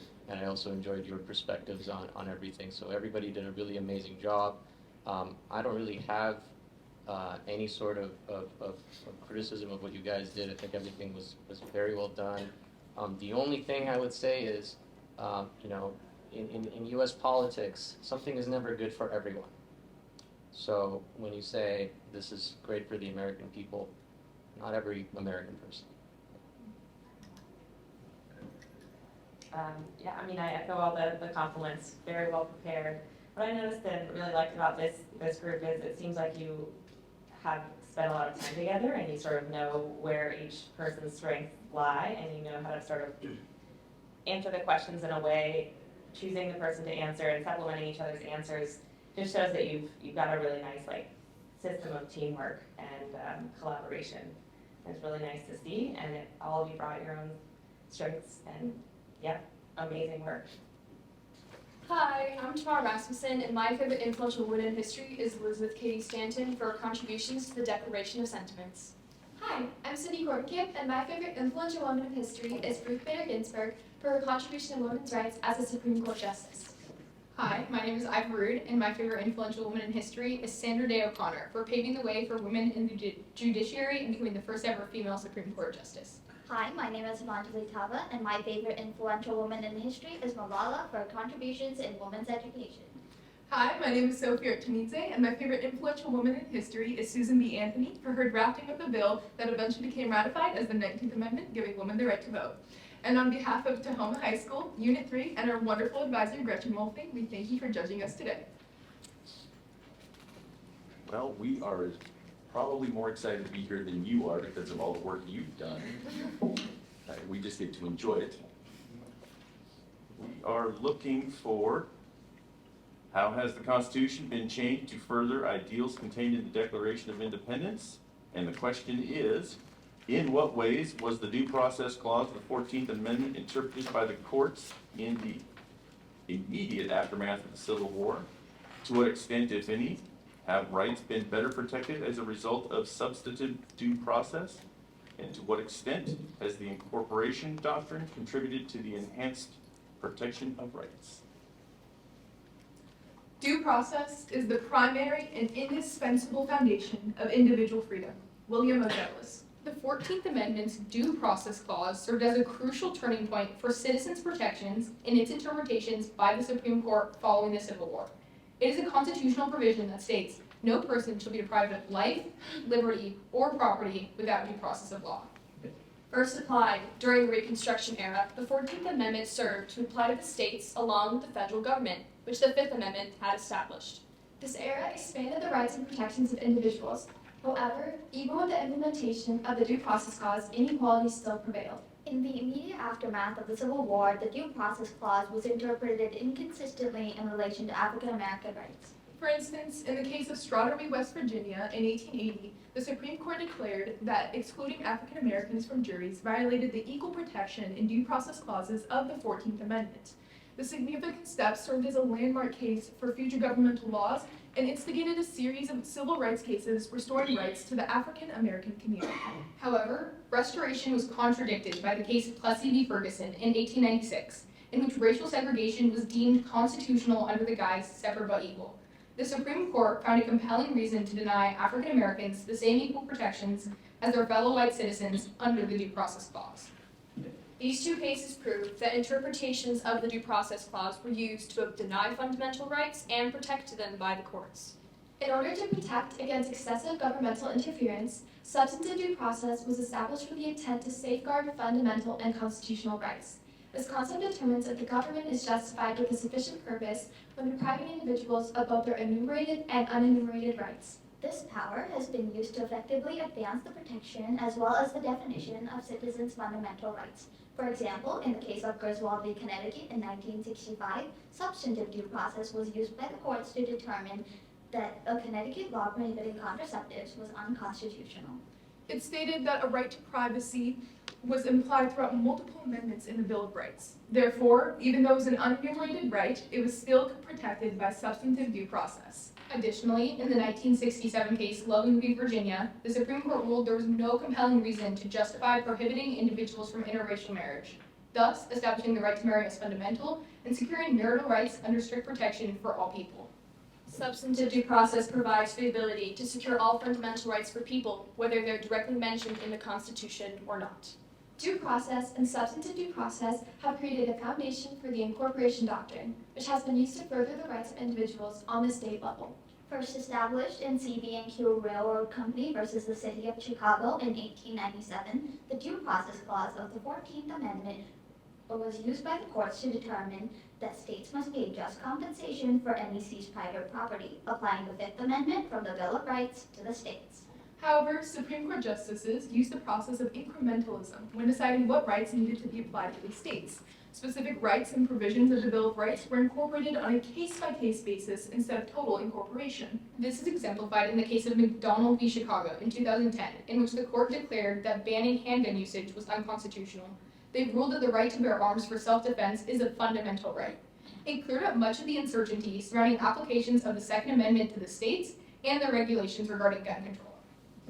The application of the Due Process Clause of the 14th Amendment has proved to be crucial to the advancement of individual rights, not only in the aftermath of the Civil War, but through modern day. It will continue to both challenge governmental violations and protect the fundamental rights of citizens. Thank you.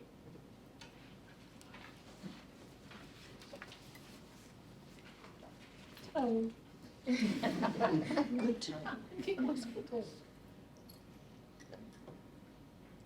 So if you had to give, okay, changing direction, sorry, it's my thing. What did we do before the 14th Amendment? And let me frame that for you. We had a federal constitution, and then we had state constitutions. And it wasn't until 80 and a few more years before we decided to make sure that there was some alignment there. What was it like before the 14th Amendment? After the ratification of the Constitution, we can see that the Due Process Clause was also in the Fifth Amendment. Additionally, in the states, we can see that states such as East Coast states also had the Due Process Clause, where they had set of procedures before depriving someone of their life, liberty, and property. Additionally, the Fifth Amendment was used to specifically apply to the federal government, and the implementation of the 14th Amendment was so crucial, especially to keep states in check. For example, there were black codes initiated between 1865 and 1866, which is where a lot of African Americans had to sign yearly labor contracts that'd be arrested or punished if they did not take. And so implementing 14th Amendment and equal protection, for example, would implement and keep states more accountable in these cases. So why then did we have to come up with the 15th Amendment? It sounds like all the answers were in the 14th. Well, the 15th Amendment was put into legislation due to the fact that there was still a continuing of racism, especially throughout the southern states. So the 15th Amendment helped protect the rights of African Americans specifically, as well as other individuals such as Native Americans when going up to the voting booths, trying to be able to attend and use their individual rights to vote as citizens of the United States of America was necessary. And so therefore, by implementing the 15th Amendment, it protected their rights and made sure that states were not able to impede on individuals' rights just on the basis of race. Adding on to my colleague, the 14th Amendment did not specifically state that the African Americans had the right to vote, and that needed to be specifically stated in its own amendment.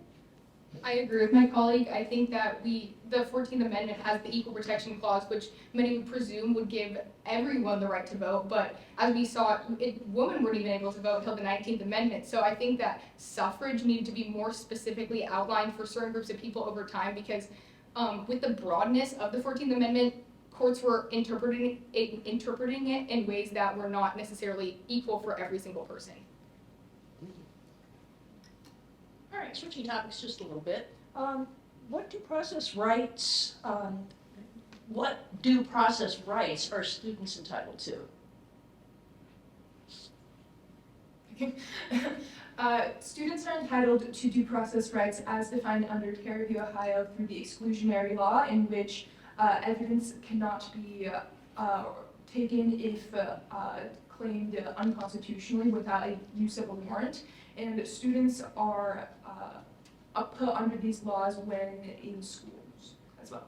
However, in schools, and loco parentis is applied so that school administrators are able to act as a parent in certain situations. For example, in New Jersey v. TLO, it was ruled that schools are able to search and seize students' property under probable cause when maybe not, because they're in a school environment rather than just. So due process for students is changed in schools based on the goal to educate and different fundamental rights.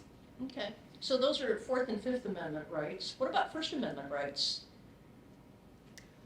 So students do have the right to First Amendment's freedom of speech as defined under Tinker v. Des Moines, which states that students do not shed their constitutional rights when entering schoolhouse doors. Therefore, students do progress these First Amendment rights within school still.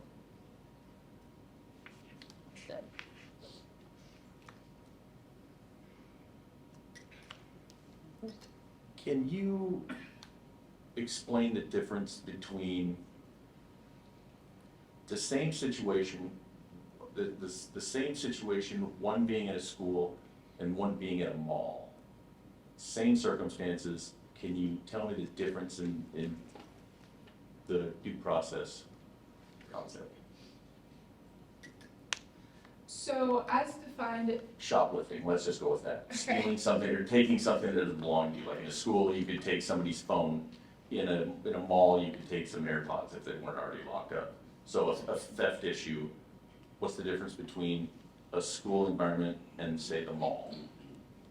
so as defined under loco parentis, teachers have the ability to act as your parent within schools. So therefore, if given a reasonable suspicion within schools, teachers are able to take your phone and search it if given that reasonable suspicion. However, in a mall, let's say you're committing some felony, there needs to be a probable cause in order for a person to be able to search you. However, if they are able to see, if you're in a mall, law enforcement, if they're able to see something happen, if there's a clear and present danger, they are allowed to take action on that without a warrant, because if there's immediate danger, there's restrictions to that.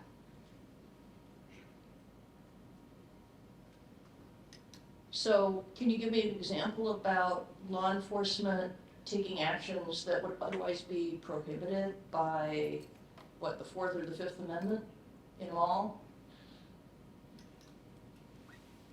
Well, specifically in the case in the Lane v. Central Hangover Bank, this really established procedural due process in total incorporation, because it established the three precedents that you have to have with the procedural due process. One being the right to notice, two being the opportunity to be heard, and three being impartial, and then three being an impartial court. This also established the right, the note to publication was not sufficient enough as procedural due process. So I will commend you hugely for the responses that you have offered to us. I say that because you not only tried to answer the question, but you supplied it with cases, names, dates. You've done your homework, and you have given us a good example of your level of knowledge. You're not just regurgitating information. You know what you're talking about. Thank you. What she said. You all did a great job, and I love the way you riffed off of each other. That was really cool. I mean, you're a really large team, and it can be really hard for everybody to get her word in.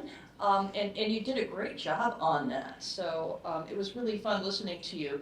I just wanted to add, as far as I know, school students don't have Second Amendment rights on school grounds.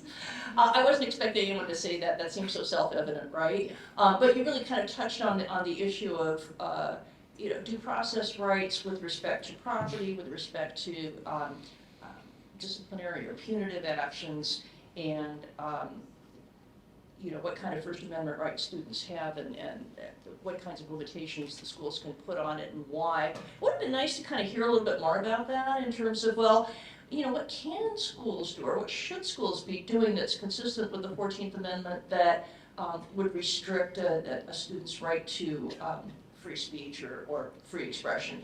But a lot of that, I think, was just a function of the time being so limited. I'm sure you have a lot to say about that too. It was a pleasure listening to you, and thanks again to Ms. Wolfing and your parents and your other family members who supported you through all of this. That's what brought you here, and your presentations were really, really impressive. Thank you so much. Thank you. So tongue in cheek, I am absolutely annoyed with this group because on 3 separate occasions, I had an idea for a follow-up question that you had in your prepared statement. And then I take a breath to complete my thought, and you're answering the question I'm trying to form in your follow-up, in your prepared statement. And then you did it again twice more in the follow-up. And so I'm sitting over here scrambling for questions because all the things I'm trying to talk about, you're already answering. They're way ahead of you. Good afternoon, judges. My name is Salal Kari, and my favorite founding father is Roger Sherman because of his orchestration of the Great Compromise. Hello, judges. My name is Olivia Kaiser, and my favorite founding father is James Madison for his ability to oscillate between the Federalists and Anti-Federalists and perpetuate the common good. Good afternoon, judges. My name is Sadie McMillan, and my favorite founding father is my ancestor, John Dickinson, not only because he's family, but also because of his works with the Articles of Confederation. Hello, my name is Connor Baker, and my favorite founding father is Robert Yates because of his work with the Brutus Papers. And on behalf of Tahoma High School and our stunning advisor, Gretchen Wolfing, we'd like to thank you for coming out and judging us today. Thank you. Now for the question. How did Brutus I and Federalist 10 assess the problem of factions, and what were their proposed remedies to address the presence of factions? How did the ratification SAS views influence future interpretations of the nature of representation? And in your opinion, which of these two has proven to be the most accurate in their assessment? It is impossible that the whisper of a faction should prevail against the voice of a nation. Former Prime Minister John Russell. Federalist 10 and Brutus I were both deeply concerned with the issue of factions. However, they provide different solutions, one through a stronger central government and one through localized governments. Federalist 10 defines factions as a number of citizens who are united by some common interest, which includes political parties, interest groups, lobbies, and companies. James Madison believed that factions would always exist, but that through a well-constructed union, factions would not be a threat to the nation. His proposed solution was a large Republican government that would control the effects of factions by containing more ideological variety, making it less likely that a majority would have a common motive to invade the rights of citizens. On the other hand, Robert Yates argued in Brutus I that the body of the people being attached, the government will always be sufficient to support and execute its laws, and to operate upon the fears of any faction which may be opposed to it. He believed that a government centralized within the people would rid of any fear of factions. In order to address the issue of factions, Brutus favored a weaker central government with power vested more locally and a representative government close to the people. Both essayists believed that their proposed remedies to address factions would allow for proper representation in a diverse country and drive towards the common good. Madison and Yates influenced many future interpretations of the nature of factions and representation. For example, in Brutus I, Robert Yates said that the representatives of the legislature should know the minds of their constituents and act accordingly to their interests. This influenced the current delegate model of representation, in which representatives are expected to act in accordance to the beliefs of their constituents. Under this model of representation, Yates's fear of the loss of individual ideas in a large republic would not transpire.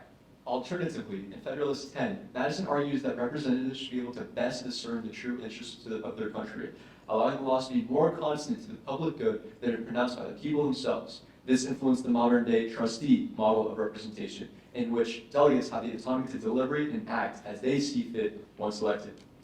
The trustee model protects against factions by allowing representatives to use their best judgment to create laws and compromise as needed, weeding out possibly damaging faction interests. An example of Madison's influence on the trustee model of representation can be found in Citizens United v. FEC. In 2010, the Supreme Court determined that factions, in the form of corporations and labor unions, had the right to provide unlimited funding into independent political broadcasts and candidate elections. In this way, the Supreme Court upheld the right of factions and their interests to be represented in the political landscape. Though small factions may be numerous and have difficulty gaining legislative representation in a large republic, they have the right to a voice in government. In our opinion, Madison was more accurate in his evaluation of factions. He admits that sometimes the public good is disregarded in the conflict of rival parties, exemplified today through the gridlock in Congress due to partisan polarization. Madison was also correct that if a faction consists of less than a majority, relief is supplied by the Republican principle, which enables the majority to defeat sinister views by a regular vote. To illustrate, there have been 11 recorded members of the KKK in the last 200 years, but their ideology has never overtaken Congress, proving the ability of the majority to defeat small, destructive factions. Although Brutus had some similar views, he also made assessments that have been invalidated by history. For example, in Brutus 1, he stated that the manners, sentiments, and interests of the people must be similar in order for a republic to function. His assessment is proven impractical through the failure of the Articles of Confederation, which consisted mostly of small governments close to the people, which introduces a stronger possibility for factions to take control in small communities. Factions represent a balance of interests reflecting the views of the people. They will inevitably persist in our future, forever influencing the course of our government. Thank you.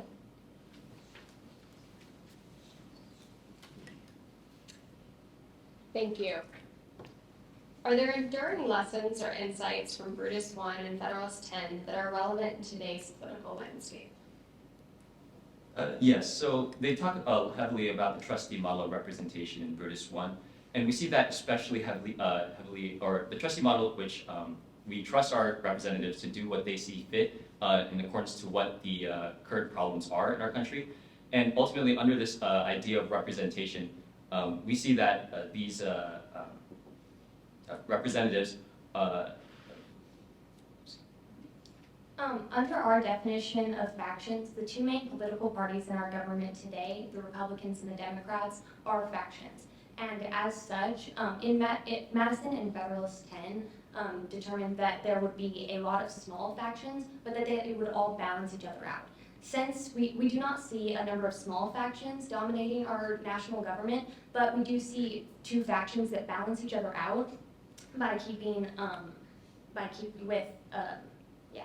balance each other out. To add on to my colleague, I believe that factions are not balancing each other out like Madison predicted. I feel like they're butting heads on right now. Like if you look at the Democratic and Republican parties, they are butting head on. And I feel like the trustee model of representation isn't really applicable to our modern society because, for example, Representative Rashida Tlaib, who is a representative in the House of Representatives, when she communicated her concerns and her need for a Palestinian state and for U.S. support to Palestine, her own party threatened to oust her and make her leave the House of Representatives.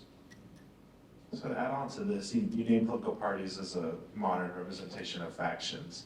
And do you think that they are operating in a way Madison envisioned that these political parties, these factions, are conducive to good governance? Absolutely not. Madison believed that the faction, in Federalist 10, believed that factions would balance each other out. However, we see that while they are balancing each other out on the general level between the Democrats and Republicans, we see through the usage of caucuses and committees that there is faction headbutting within these parties. For example, we see McCarthy versus the Freedom Caucus, which he used one of their bills and then made unnecessary changes, and they tried to oust him for it. And we see also other caucuses in the Democrats, for example, AOC or Representative Alexandria Ocasio-Cortez with the Pro-Choice Caucus. Another example that we can see is the inability of the House to elect a speaker. And now we have Mike Johnson, but before, Republicans do have the majority in the House with 222 representatives and Democrats with 212. But even though Republicans had the majority, these caucuses were butting heads and could not agree on one person until after 21 days of fighting, till they eventually compromised on Mike Johnson. I would partially disagree with my colleagues. Political parties do still have some of the favorable effects, as Madison predicted.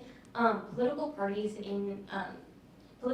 serve as a way for the people to represent their interests in the national government. It increases voter turnout and those kinds of benefits. So even though our political party factions aren't balancing each other out, if you look at other examples, factions are just a voice of the people. If you look at Tahoma High School, factions can be considered like groups like Black Student Union or Asian Student Union who advocate for their certain cultures and certain the background and experiences of different students. And those factions, they're able to have a voice to be represented in the school, which is almost analogous to the United States and the political parties. And the difference between the United States and the school is that the school is a way larger base.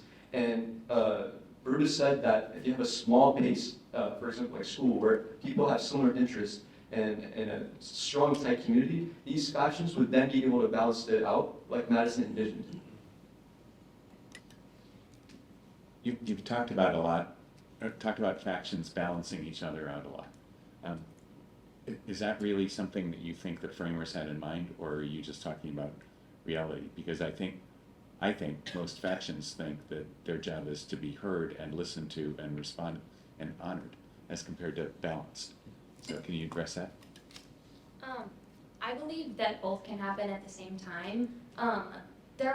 I would separate factions, in my mind at least, into ones that are more focused on gaining money and power as to those that truly want to represent citizens' interests.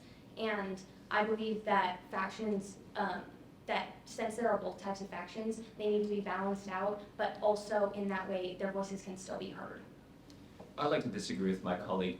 We've almost become too diverse at this point, where because these representatives in these factions have trouble even getting into the House of Representatives or the Senate, that they beg to hold on to power, any power that they possibly can, and stay in power, because it's all that they're going to get until another person comes around or they can lobby enough interest in Congress.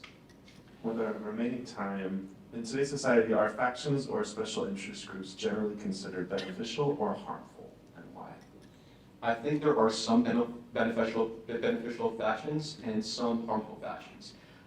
In my opinion, a harmful faction is the NRA, who has funded tens of thousands of people. For example, Roy Blunt in the House of Representatives, he received around $13,000 to help push legislation that has more free gun policies. Additionally, another faction that I take interest in is the ACLU, or the American Civil Liberties Union, and they have pushed for lots of different human rights. They provided lawyers in court cases like Brown v. Board of Education, and like lots of other Plessy Ferguson and cases like that. They have provided lots of funding and lots of representation. And that's nice. Thank you very much for your presentation. We really appreciate your comments, and I commend you very much on being able to draw in a lot of different examples for a topic that doesn't necessarily have, unlike some of the other questions where you have cases to draw upon or authority, you brought in a lot of different types of examples. I very much appreciated the Citizens United example. I learned something new about the 11 members of the KKK, but I very much appreciate that point of the example that it provides of a small minority, but not overtaking the majority view. So very good job.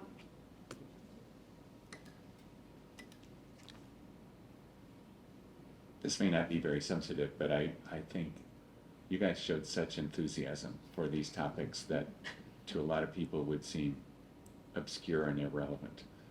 That's something really hard to develop, and I appreciate very much the depth of knowledge and your thought on how to bring things forward.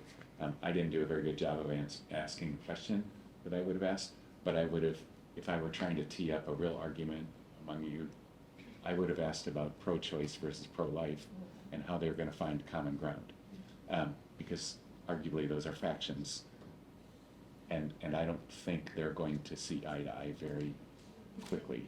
And I think that kind of example, I didn't ask it, I wasn't thinking well enough, might weave well into this topic if you go forward. Yeah, overall your statement, it was very clear and concise. I like the fact that you memorized your statement beforehand and you made very good eye contact. It was very clear and concise. You started with a quote. But I would like to see more modern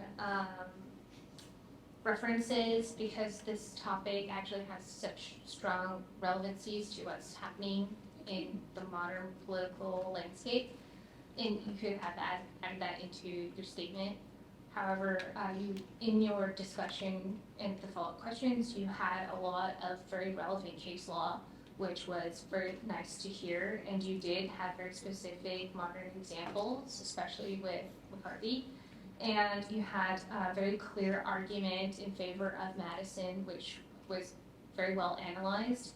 And you did include a lot of ideals, like the delegate model and trustee model that a lot of others did not include. I would have liked to see something possibly more, you did mention something about there's no small factions anymore, there's a lot. I mean, for example, there's the Tea Party movement, that's a pretty small faction.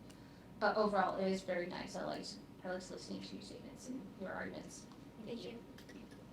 Yes, in full agreement, and I wanted to shout out the teamwork that I saw in terms of when we got to the discussion phase, seeing someone jump in, pick up, and then watch your team pick up. I just really appreciate that, and especially when we were talking about political parties as factions, when we all came in and brought it back, this is not what Madison envisioned for good governance. Just love how you closed up that question.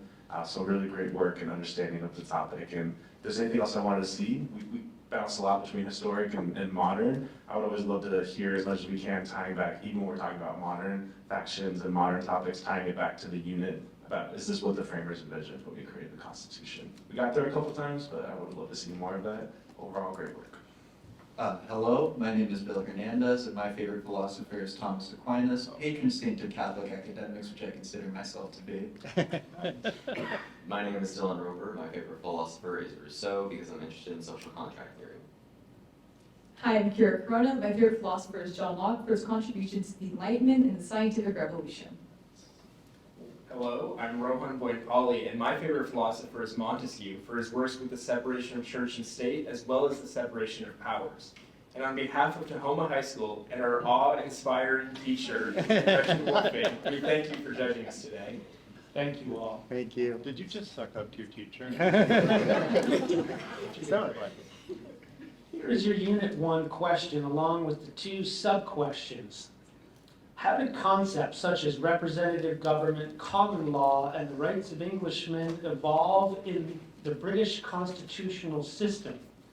Sub-question 1 is, what were the core principles of justice and the rule of law articulated in the British legal and philosophical traditions?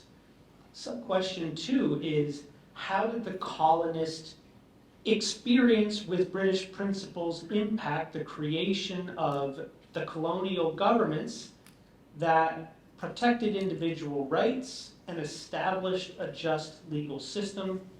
You may start. Law is king of all. Henry Alford. The concepts of representative government, common law, and the rights of Englishmen evolved to limit the power of the monarchy and to better represent the people's interests in government. Following the Norman Conquest of 1066, William the Conqueror unified England by establishing common law and standardizing legislation and justice across the nation. However, he and his descendants struggled to earn the trust of the English people, especially as the monarchy levied wartime taxes.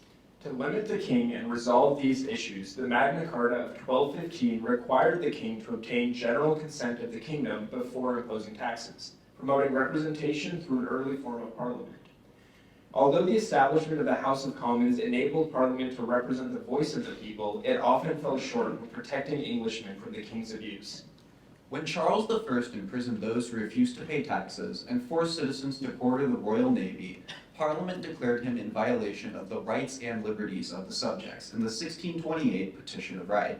Charles would respond by disbanding his parliament, and the country would be thrown into civil war between royalists and parliamentarians. This period of disorder would end in the Glorious Revolution of 1688 when William III and Mary II of Scotland would ascend to the English throne. They tackled the nation's representative issue through the 1689 Bill of Rights, defining the rights of Englishmen, displacing the power of the monarch, and instilling a stronger force of law through the power and authority of Parliament. The core principles of justice and rule of law that have been long established in the legal and philosophical foundations of the British government include stare decisis, habeas corpus, and due process. Stare decisis means to stand by things decided, or in other words, to strictly follow past legal decisions and traditions.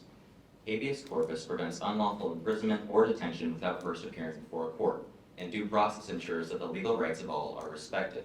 The writ of habeas corpus has been carried across centuries of British justice since its first use in 1166, becoming an essential precedent of stare decisis. However, habeas corpus and other English rights would be a constant risk of violation by the Crown, because common law was enacted through judges and not the king. The Magna Carta would help resolve this by officially upholding rule of law and other characteristics of stare decisis. Clause 39 protects due process, stating, "No free man is to be arrested, imprisoned, deceased, outlawed, exiled, or in any other way ruined, except by the lawful judgment of his peers or by the law of the land." Following this affirmation of due process, trial by jury would be implemented in British tradition as a treasured right of the people. The concepts of stare decisis, habeas corpus, and due process of law would rise yet again in the first colonial charters, echoing the hard-fought battles to earn these rights in Britain. The colonists' experience with British principles of justice gave them a system to both emulate and modify when establishing their own government. The earliest and most universal legal protection to be protected by the colonies was the right to trial by jury, implemented by nearly every colonial charter from 1606 onward. American colonists believed that they were entitled to the same protections as Englishmen due to Calvin's case of 1608, which expanded the rights of Englishmen to apply to Scots and English-descended colonists. However, as taxation without representation persisted, the colonies created systems of government that strayed from English ideals and embodied their ideals of life, liberty, and the pursuit of happiness. Despite Britain's shortcomings, many colonies drew inspiration from the parliamentary bicameral legislature when drafting new forms of government.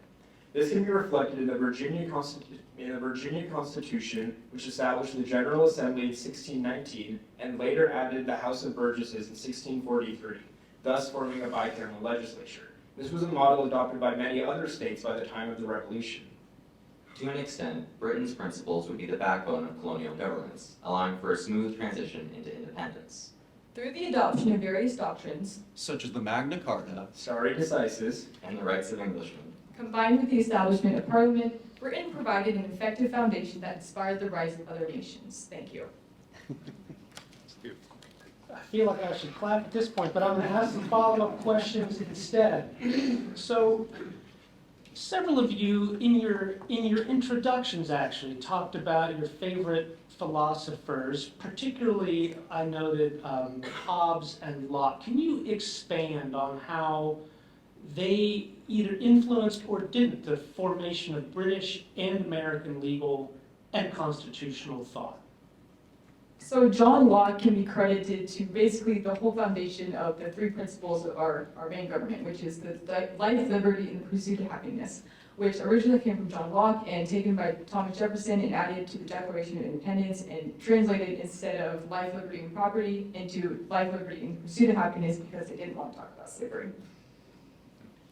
Additionally, John Locke was himself responsible for writing a Charter of Liberties, I believe, for Rhode Island. John Locke lived during the 17th century, which was the period during which most of the colonization of America happened. And his views both on what had happened during the Civil War and what was ongoing in Britain at that time were important for ideas about the separation of powers and the rule of law. Additionally, being an honored political thinker, John Locke's charter for Rhode Island ended up maintaining in effect all the way up until the execution of the national constitution, whereas many other states had their own state constitutions that they drafted during the Revolution. except since John Locke had such profound ideas, Rhode Island stuck with his ideas of the natural rights.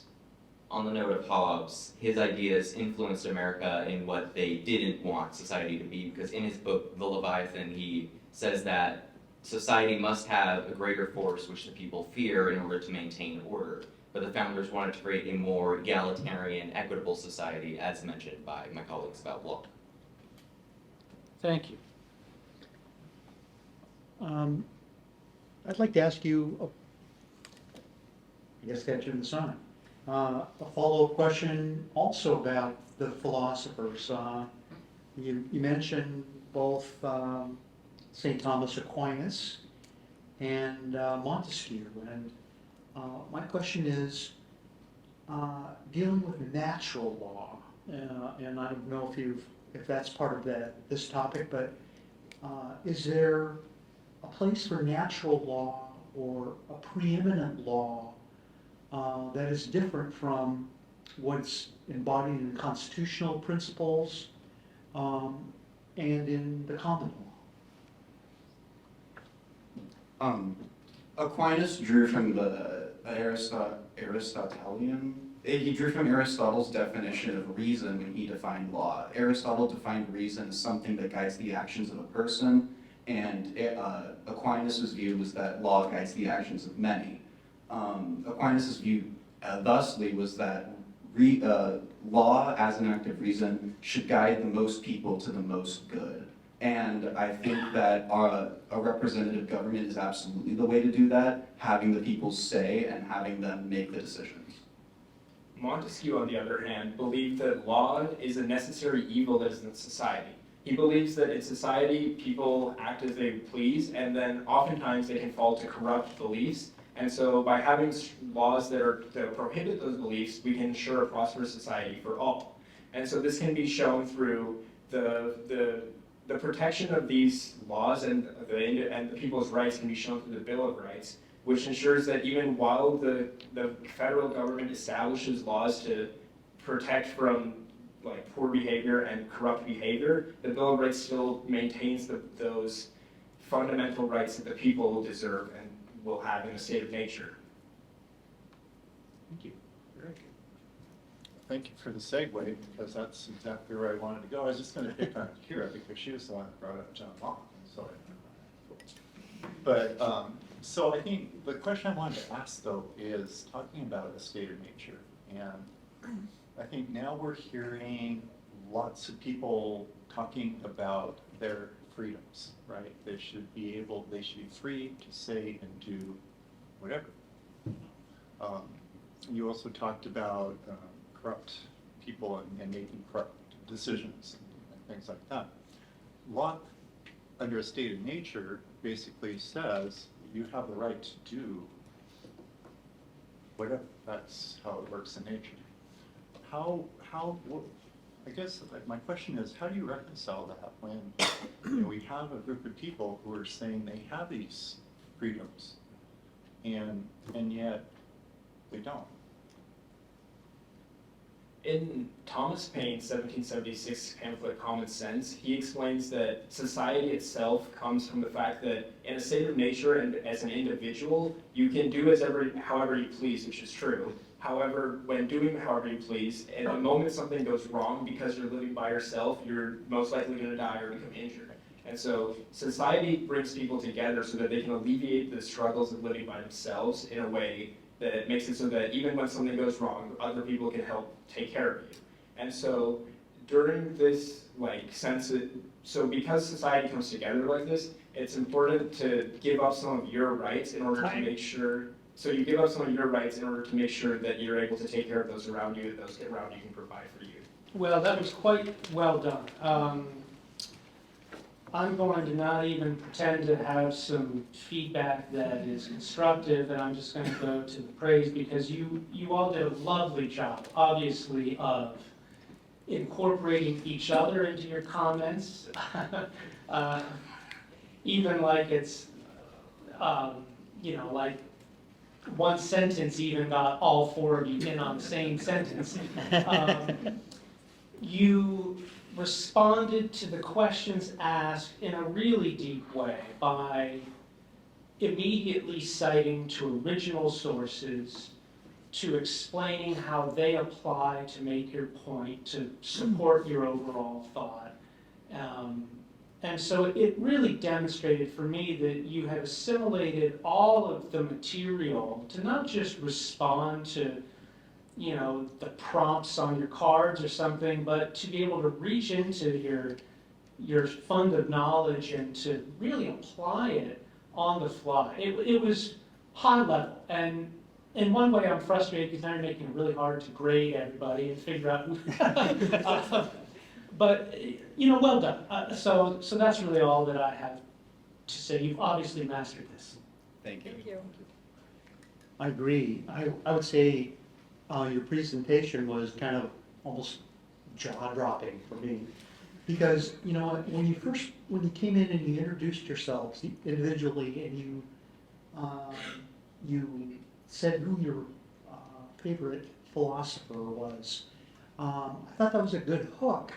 But the most interesting part of it was you really understand what it is that they stood for and the meaning of what they teach and how it affects democracy. It makes me realize I have to go back to school now to learn stuff. But your presentations were really good. The one part where you were kind of like all talking, you know, like this, I felt like you know, you needed like a doo-wop, kind of accompaniment or something. But each of you were incredibly articulate. You were right to the point. I thought it was just a brilliant presentation. Thank you. Thank you.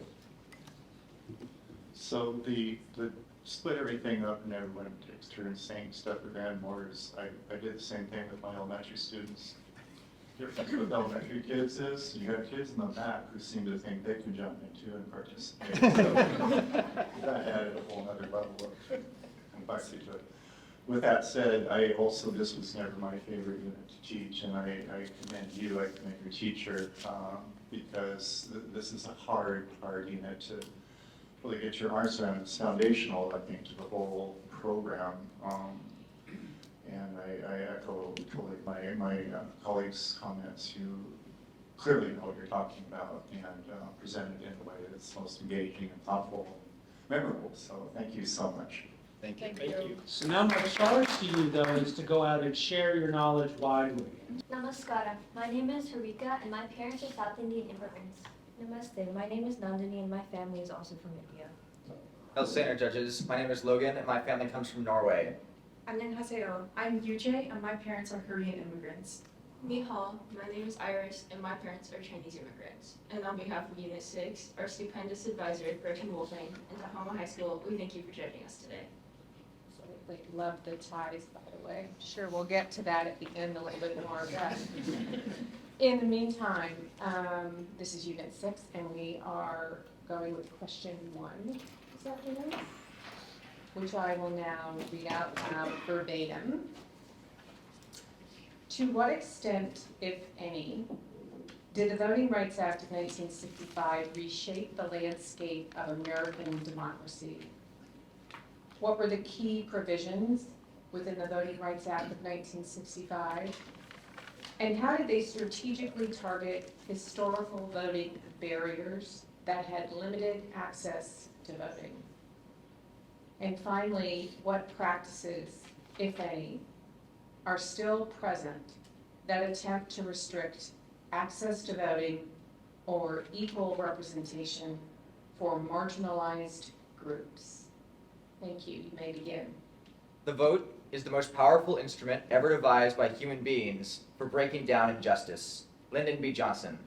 The Voting Rights Act of 1965 fundamentally changed the landscape of American democracy by enfranchising millions of minorities. While the 15th Amendment guaranteed African American men the right to vote on paper, discriminatory voting barriers such as literacy tests and poll taxes persisted. After several protests in Alabama, President Lyndon B. Johnson enacted the Voting Rights Act of 1965, which enforced the 15th Amendment and prohibited discriminatory voting practices. Following the act, nearly 250,000 new African American voters registered, and in states with low minority turnout, such as Mississippi, turnout increased from 7 to 59%. Protections outlined by the Voting Rights Act were notably reinforced in the 1969 Supreme Court case, Allen v. State Board of Elections, which challenged the constitutionality of Virginia and Mississippi election laws. The court ruled that states with a history of discrimination, no matter how small, must obtain federal preclearance before changing any voting laws. Preclearance protected people's voting rights by placing a check that ensured states couldn't create discriminatory voting laws. By safeguarding the right to vote, the Voting Rights Act of 1965 fundamentally altered the landscape of American democracy and emphasized America's commitment to liberty for all people. The Voting Rights Act of 1965 contained key provisions such as a ban on literacy tests, poll taxes, and grandfather clauses, breaking down historical voting barriers to ensure that voters were fairly represented. Grandfather clauses allowed individuals to vote only if their grandfathers were able to, while literacy tests assessed someone's ability to read and write. Both of these practices disproportionately limited African Americans' access to voting, who were often illiterate and whose grandfathers could not vote. Section 2 of the Act targeted these discriminatory methods, stating, "No voting procedure shall be imposed denying the voting rights of any citizen on account of race or color." This provision protected access to voting for African Americans and aimed to ensure they were fairly represented. Another provision of the Act, Section 10, prohibited poll taxes. After the Civil War, laws meant to segregate African Americans, known as Jim Crow laws, were introduced. They included discriminatory practices like poll taxes, which created a barrier between minorities who couldn't afford the tax and subsequently couldn't vote. While in 1964, the 24th Amendment addressed federal poll taxes, it did not address poll taxes on local elections. Section 10 of the Voting Rights Act made it unlawful to have poll taxes of any kind, therefore better enabling African Americans to exercise their right to vote. Fundamentally, the Voting Rights Act of 1965 targeted historical voting barriers that African American citizens faced and made participation more accessible. Despite efforts to ensure fair representation in our democracy, unjust voting practices continue to persist through gerrymandering and limited access to polling centers. Gerrymandering disperses minorities into multiple districts, diminishing the impact of their vote and obstructing equal representation. Just 6 months ago, the Supreme Court debated Allen v. Milligan, overturning a racially gerrymandered map of Alabama. Gerrymandered maps like Alabama's exemplify attempts to reduce equal representation through unfair redistricting. Additionally, states create barriers for minority voters by operating polling places that are often spread far apart and difficult to access. This is a result of the 2013 case Shelby County v. Holder, which ruled unconstitutional to declare the states had a discriminatory history, defined as states with a less than 50% voter registration rate. This nullified Section 4B, weakening the Voting Rights Act, and allowing states with a discriminatory past to change voting laws without approval. Since then, previously flagged districts in states such as Georgia and Arizona have closed over 1,000 polling locations. The lack of voting centers frequently disadvantages minorities, who are often low income and less likely to have means of transportation to access polling sites, therefore limiting their participation. Although barriers to voting still exist for many marginalized groups, the Voting Rights Act was a key step in the continuous fight for voting rights across America. Through its provisions, it reshaped the landscape of American democracy and created a government that is upheld by the people, of the people, and for the people. Thank you. Well, thank you very much. I know we have a few follow-up questions for you, and I'm sure you would have preferred that we provide those questions to you in advance, but this is the fun part for us. I want to talk a little bit about voting itself, an individual's privilege, perhaps, and maybe even duty to cast a vote, and a possible commensurate duty to be an informed voter. We seem to be living in sort of an age of misinformation. There's so much information out there. People don't know how to sort it. I think a majority of the public is not really as engaged as they used to be in trying to become informed voters. I think members of the public, they used to go to town halls on purpose to discuss issues, to share ideas and thoughts. They would read entire newspapers, front to back, not just the headlines. So that's a very long-winded way to ask you whether you think there should be some kind of knowledge test before you can cast a vote. Not a literacy test, a knowledge test. Why or why not? So, Republican candidate Vivek Ramaswamy has proposed a similar knowledge test to vote, where he proposes to raise the voting age to 25 and then have those between 18 and 25 take a civic exam to vote. I disagree with this because any sort of standardized testing, while it's self-standardized, cannot account for the biases and discrimination that make up our nation's education and cannot proceed in a equitable manner. I actually disagree with my colleague here. We see in Bolivia, citizens are forced to vote. They're mandatory voting and they face salary freezes if they don't, which although it sounds like an extreme, extreme measure, forcing people to vote not only motivates them with money, but it motivates them to vote on purpose, not just go write a name on a ballot and then walk out. When you place an education test like that, you create more educated voters because suddenly they can't just breeze by this. And so I think implementing a knowledge test, whether it accounts for inequities in education, will inherently create more educated voters and a more functional democracy. I would actually agree with my colleague Iris over here, because there are so many inequities within the education system itself. A study by the Senate in 2020 showed that the average black family earned 10 times less than their white counterparts, and that because of that wealth gap, black youth are less likely to get a good education, a good civic education, so they wouldn't be able to do as well on the civics test. When you introduce your question, you discuss how in today's modern age, Americans are a lot less likely to be civically participate and to be educated. When Tocqueville first visited America, he wrote that while America was respectable for its emphasis on individual rights, this emphasis could lead to a de-emphasis on the common good and voting. So Tocqueville proposed that Americans should focus on local governments like we used to in colonial times. And I would propose this as a solution rather than the civics test, where individuals should be more encouraged to participate in local elections rather than only hearing and being motivated to vote in national or state ones. Thank you. So in her dissent in the Shelby County case with notorious RBG, with Peter Ginsburg, likened doing away with pre-clearance to throwing away umbrellas in the rain because you weren't getting wet. Do you agree or disagree, and have subsequent events proved her to have been correct or incorrect about what was going to happen after that case? I absolutely believe with Ruth Bader Ginsburg's dissent. I think the result of Shelby County v. Holder have been detrimental to our voting access in America. And this is seen because after Shelby County v. Holder, we have since 2013, the decision of Shelby County v. Holder, there have been nearly 100 discriminatory voting laws that have been passed in the United States, with Arizona holding a record of 8. For example, Senate Bill 202, which enabled Georgia to decrease the amount of ballot boxes they had in all of their communities. And this was significant for communities of color especially, which, disenfranchised them. Adding on, we can see in South Carolina, within the 8 years of Shelby County v. Holder's ruling, its white-black turnout gap increased by 20.9 percentage points. I'm actually going to disagree with all of my colleagues here, which I know might sound controversial, but in his concurring and majority opinion, Chief Justice Samuel Alito writes that the Voting Rights Act imposes current burdens for current conditions, and that current conditions just don't justify subjecting independent states to things like preclearance, where that would violate the 10th Amendment principle of independent sovereignty of all these states by unethically subjecting them to, I say, unbiased preclearance checks.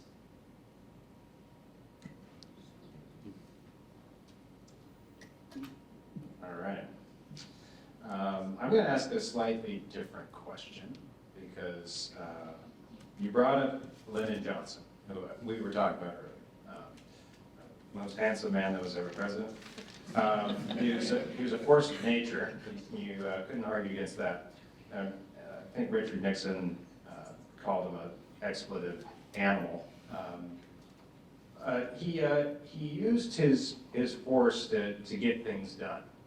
But even somebody that had that sort of his presence and strength still had to compromise. And so I wanted to turn the table here and say, hey, if you were Johnson at the time, what would you have fought harder for that maybe got left out? So, or put it another way, if you could be like king or queen for a day and go to Congress and pass an additional civil rights bill, or a voting rights bill, what would be most important to include? Yeah, have to go quick. I'd argue that Johnson did a lot of things right with the Voting Rights Act.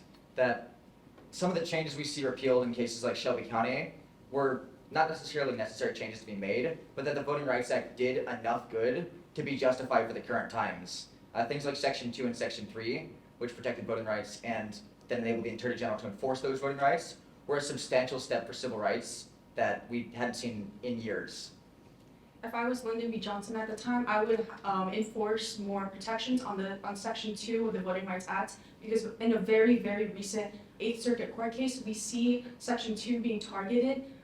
In the court case Arkansas State Conference NAACP versus Arkansas Board of Apportionment, we see that they ruled it so that individuals and private companies cannot sue for their voting rights under Section 2 of under Section 2 of the Voting Rights Act. And I would, if I was President Lyndon B. Johnson, I would make sure that this section would not, that this sort of court case would not have been able to be passed in the future. Same for the bill. Actually, think I could stay here all afternoon with you if you would bear it, but fantastic job. So let's talk about the ties. Who picked the color? They did. No, on a serious note, that was truly outstanding. Your demonstrated understanding of these complex issues was really brilliant. And I appreciate so much the time that each and every one of you put into trying to understand and to be able to just sort of respond to questions that you did not get in advance. You thought off the top of your head, but your comments were very thoughtful. So thank you. Absolutely brilliantly done. Thank you.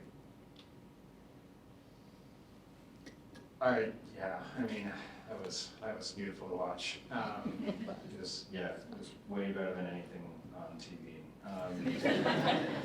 Fantastic work. I really don't have much to add. You sort of stumped me. I think that your knowledge of the information is masterful. You obviously gel really well together, so you've been working intimately and all done pieces of the work, that's obvious. And you know, if you can impress Catherine, then that's a big deal. Her boss was really impressive, so but really well done.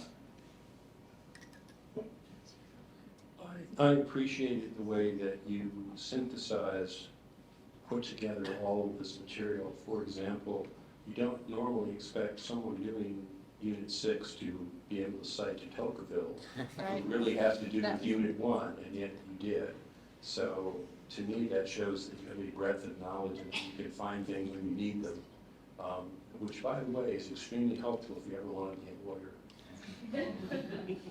My father used to say, if you want to be a lawyer, learn as much as you can about as much as you can. And that was actually very good advice. Very well done. So thank you. Thank you.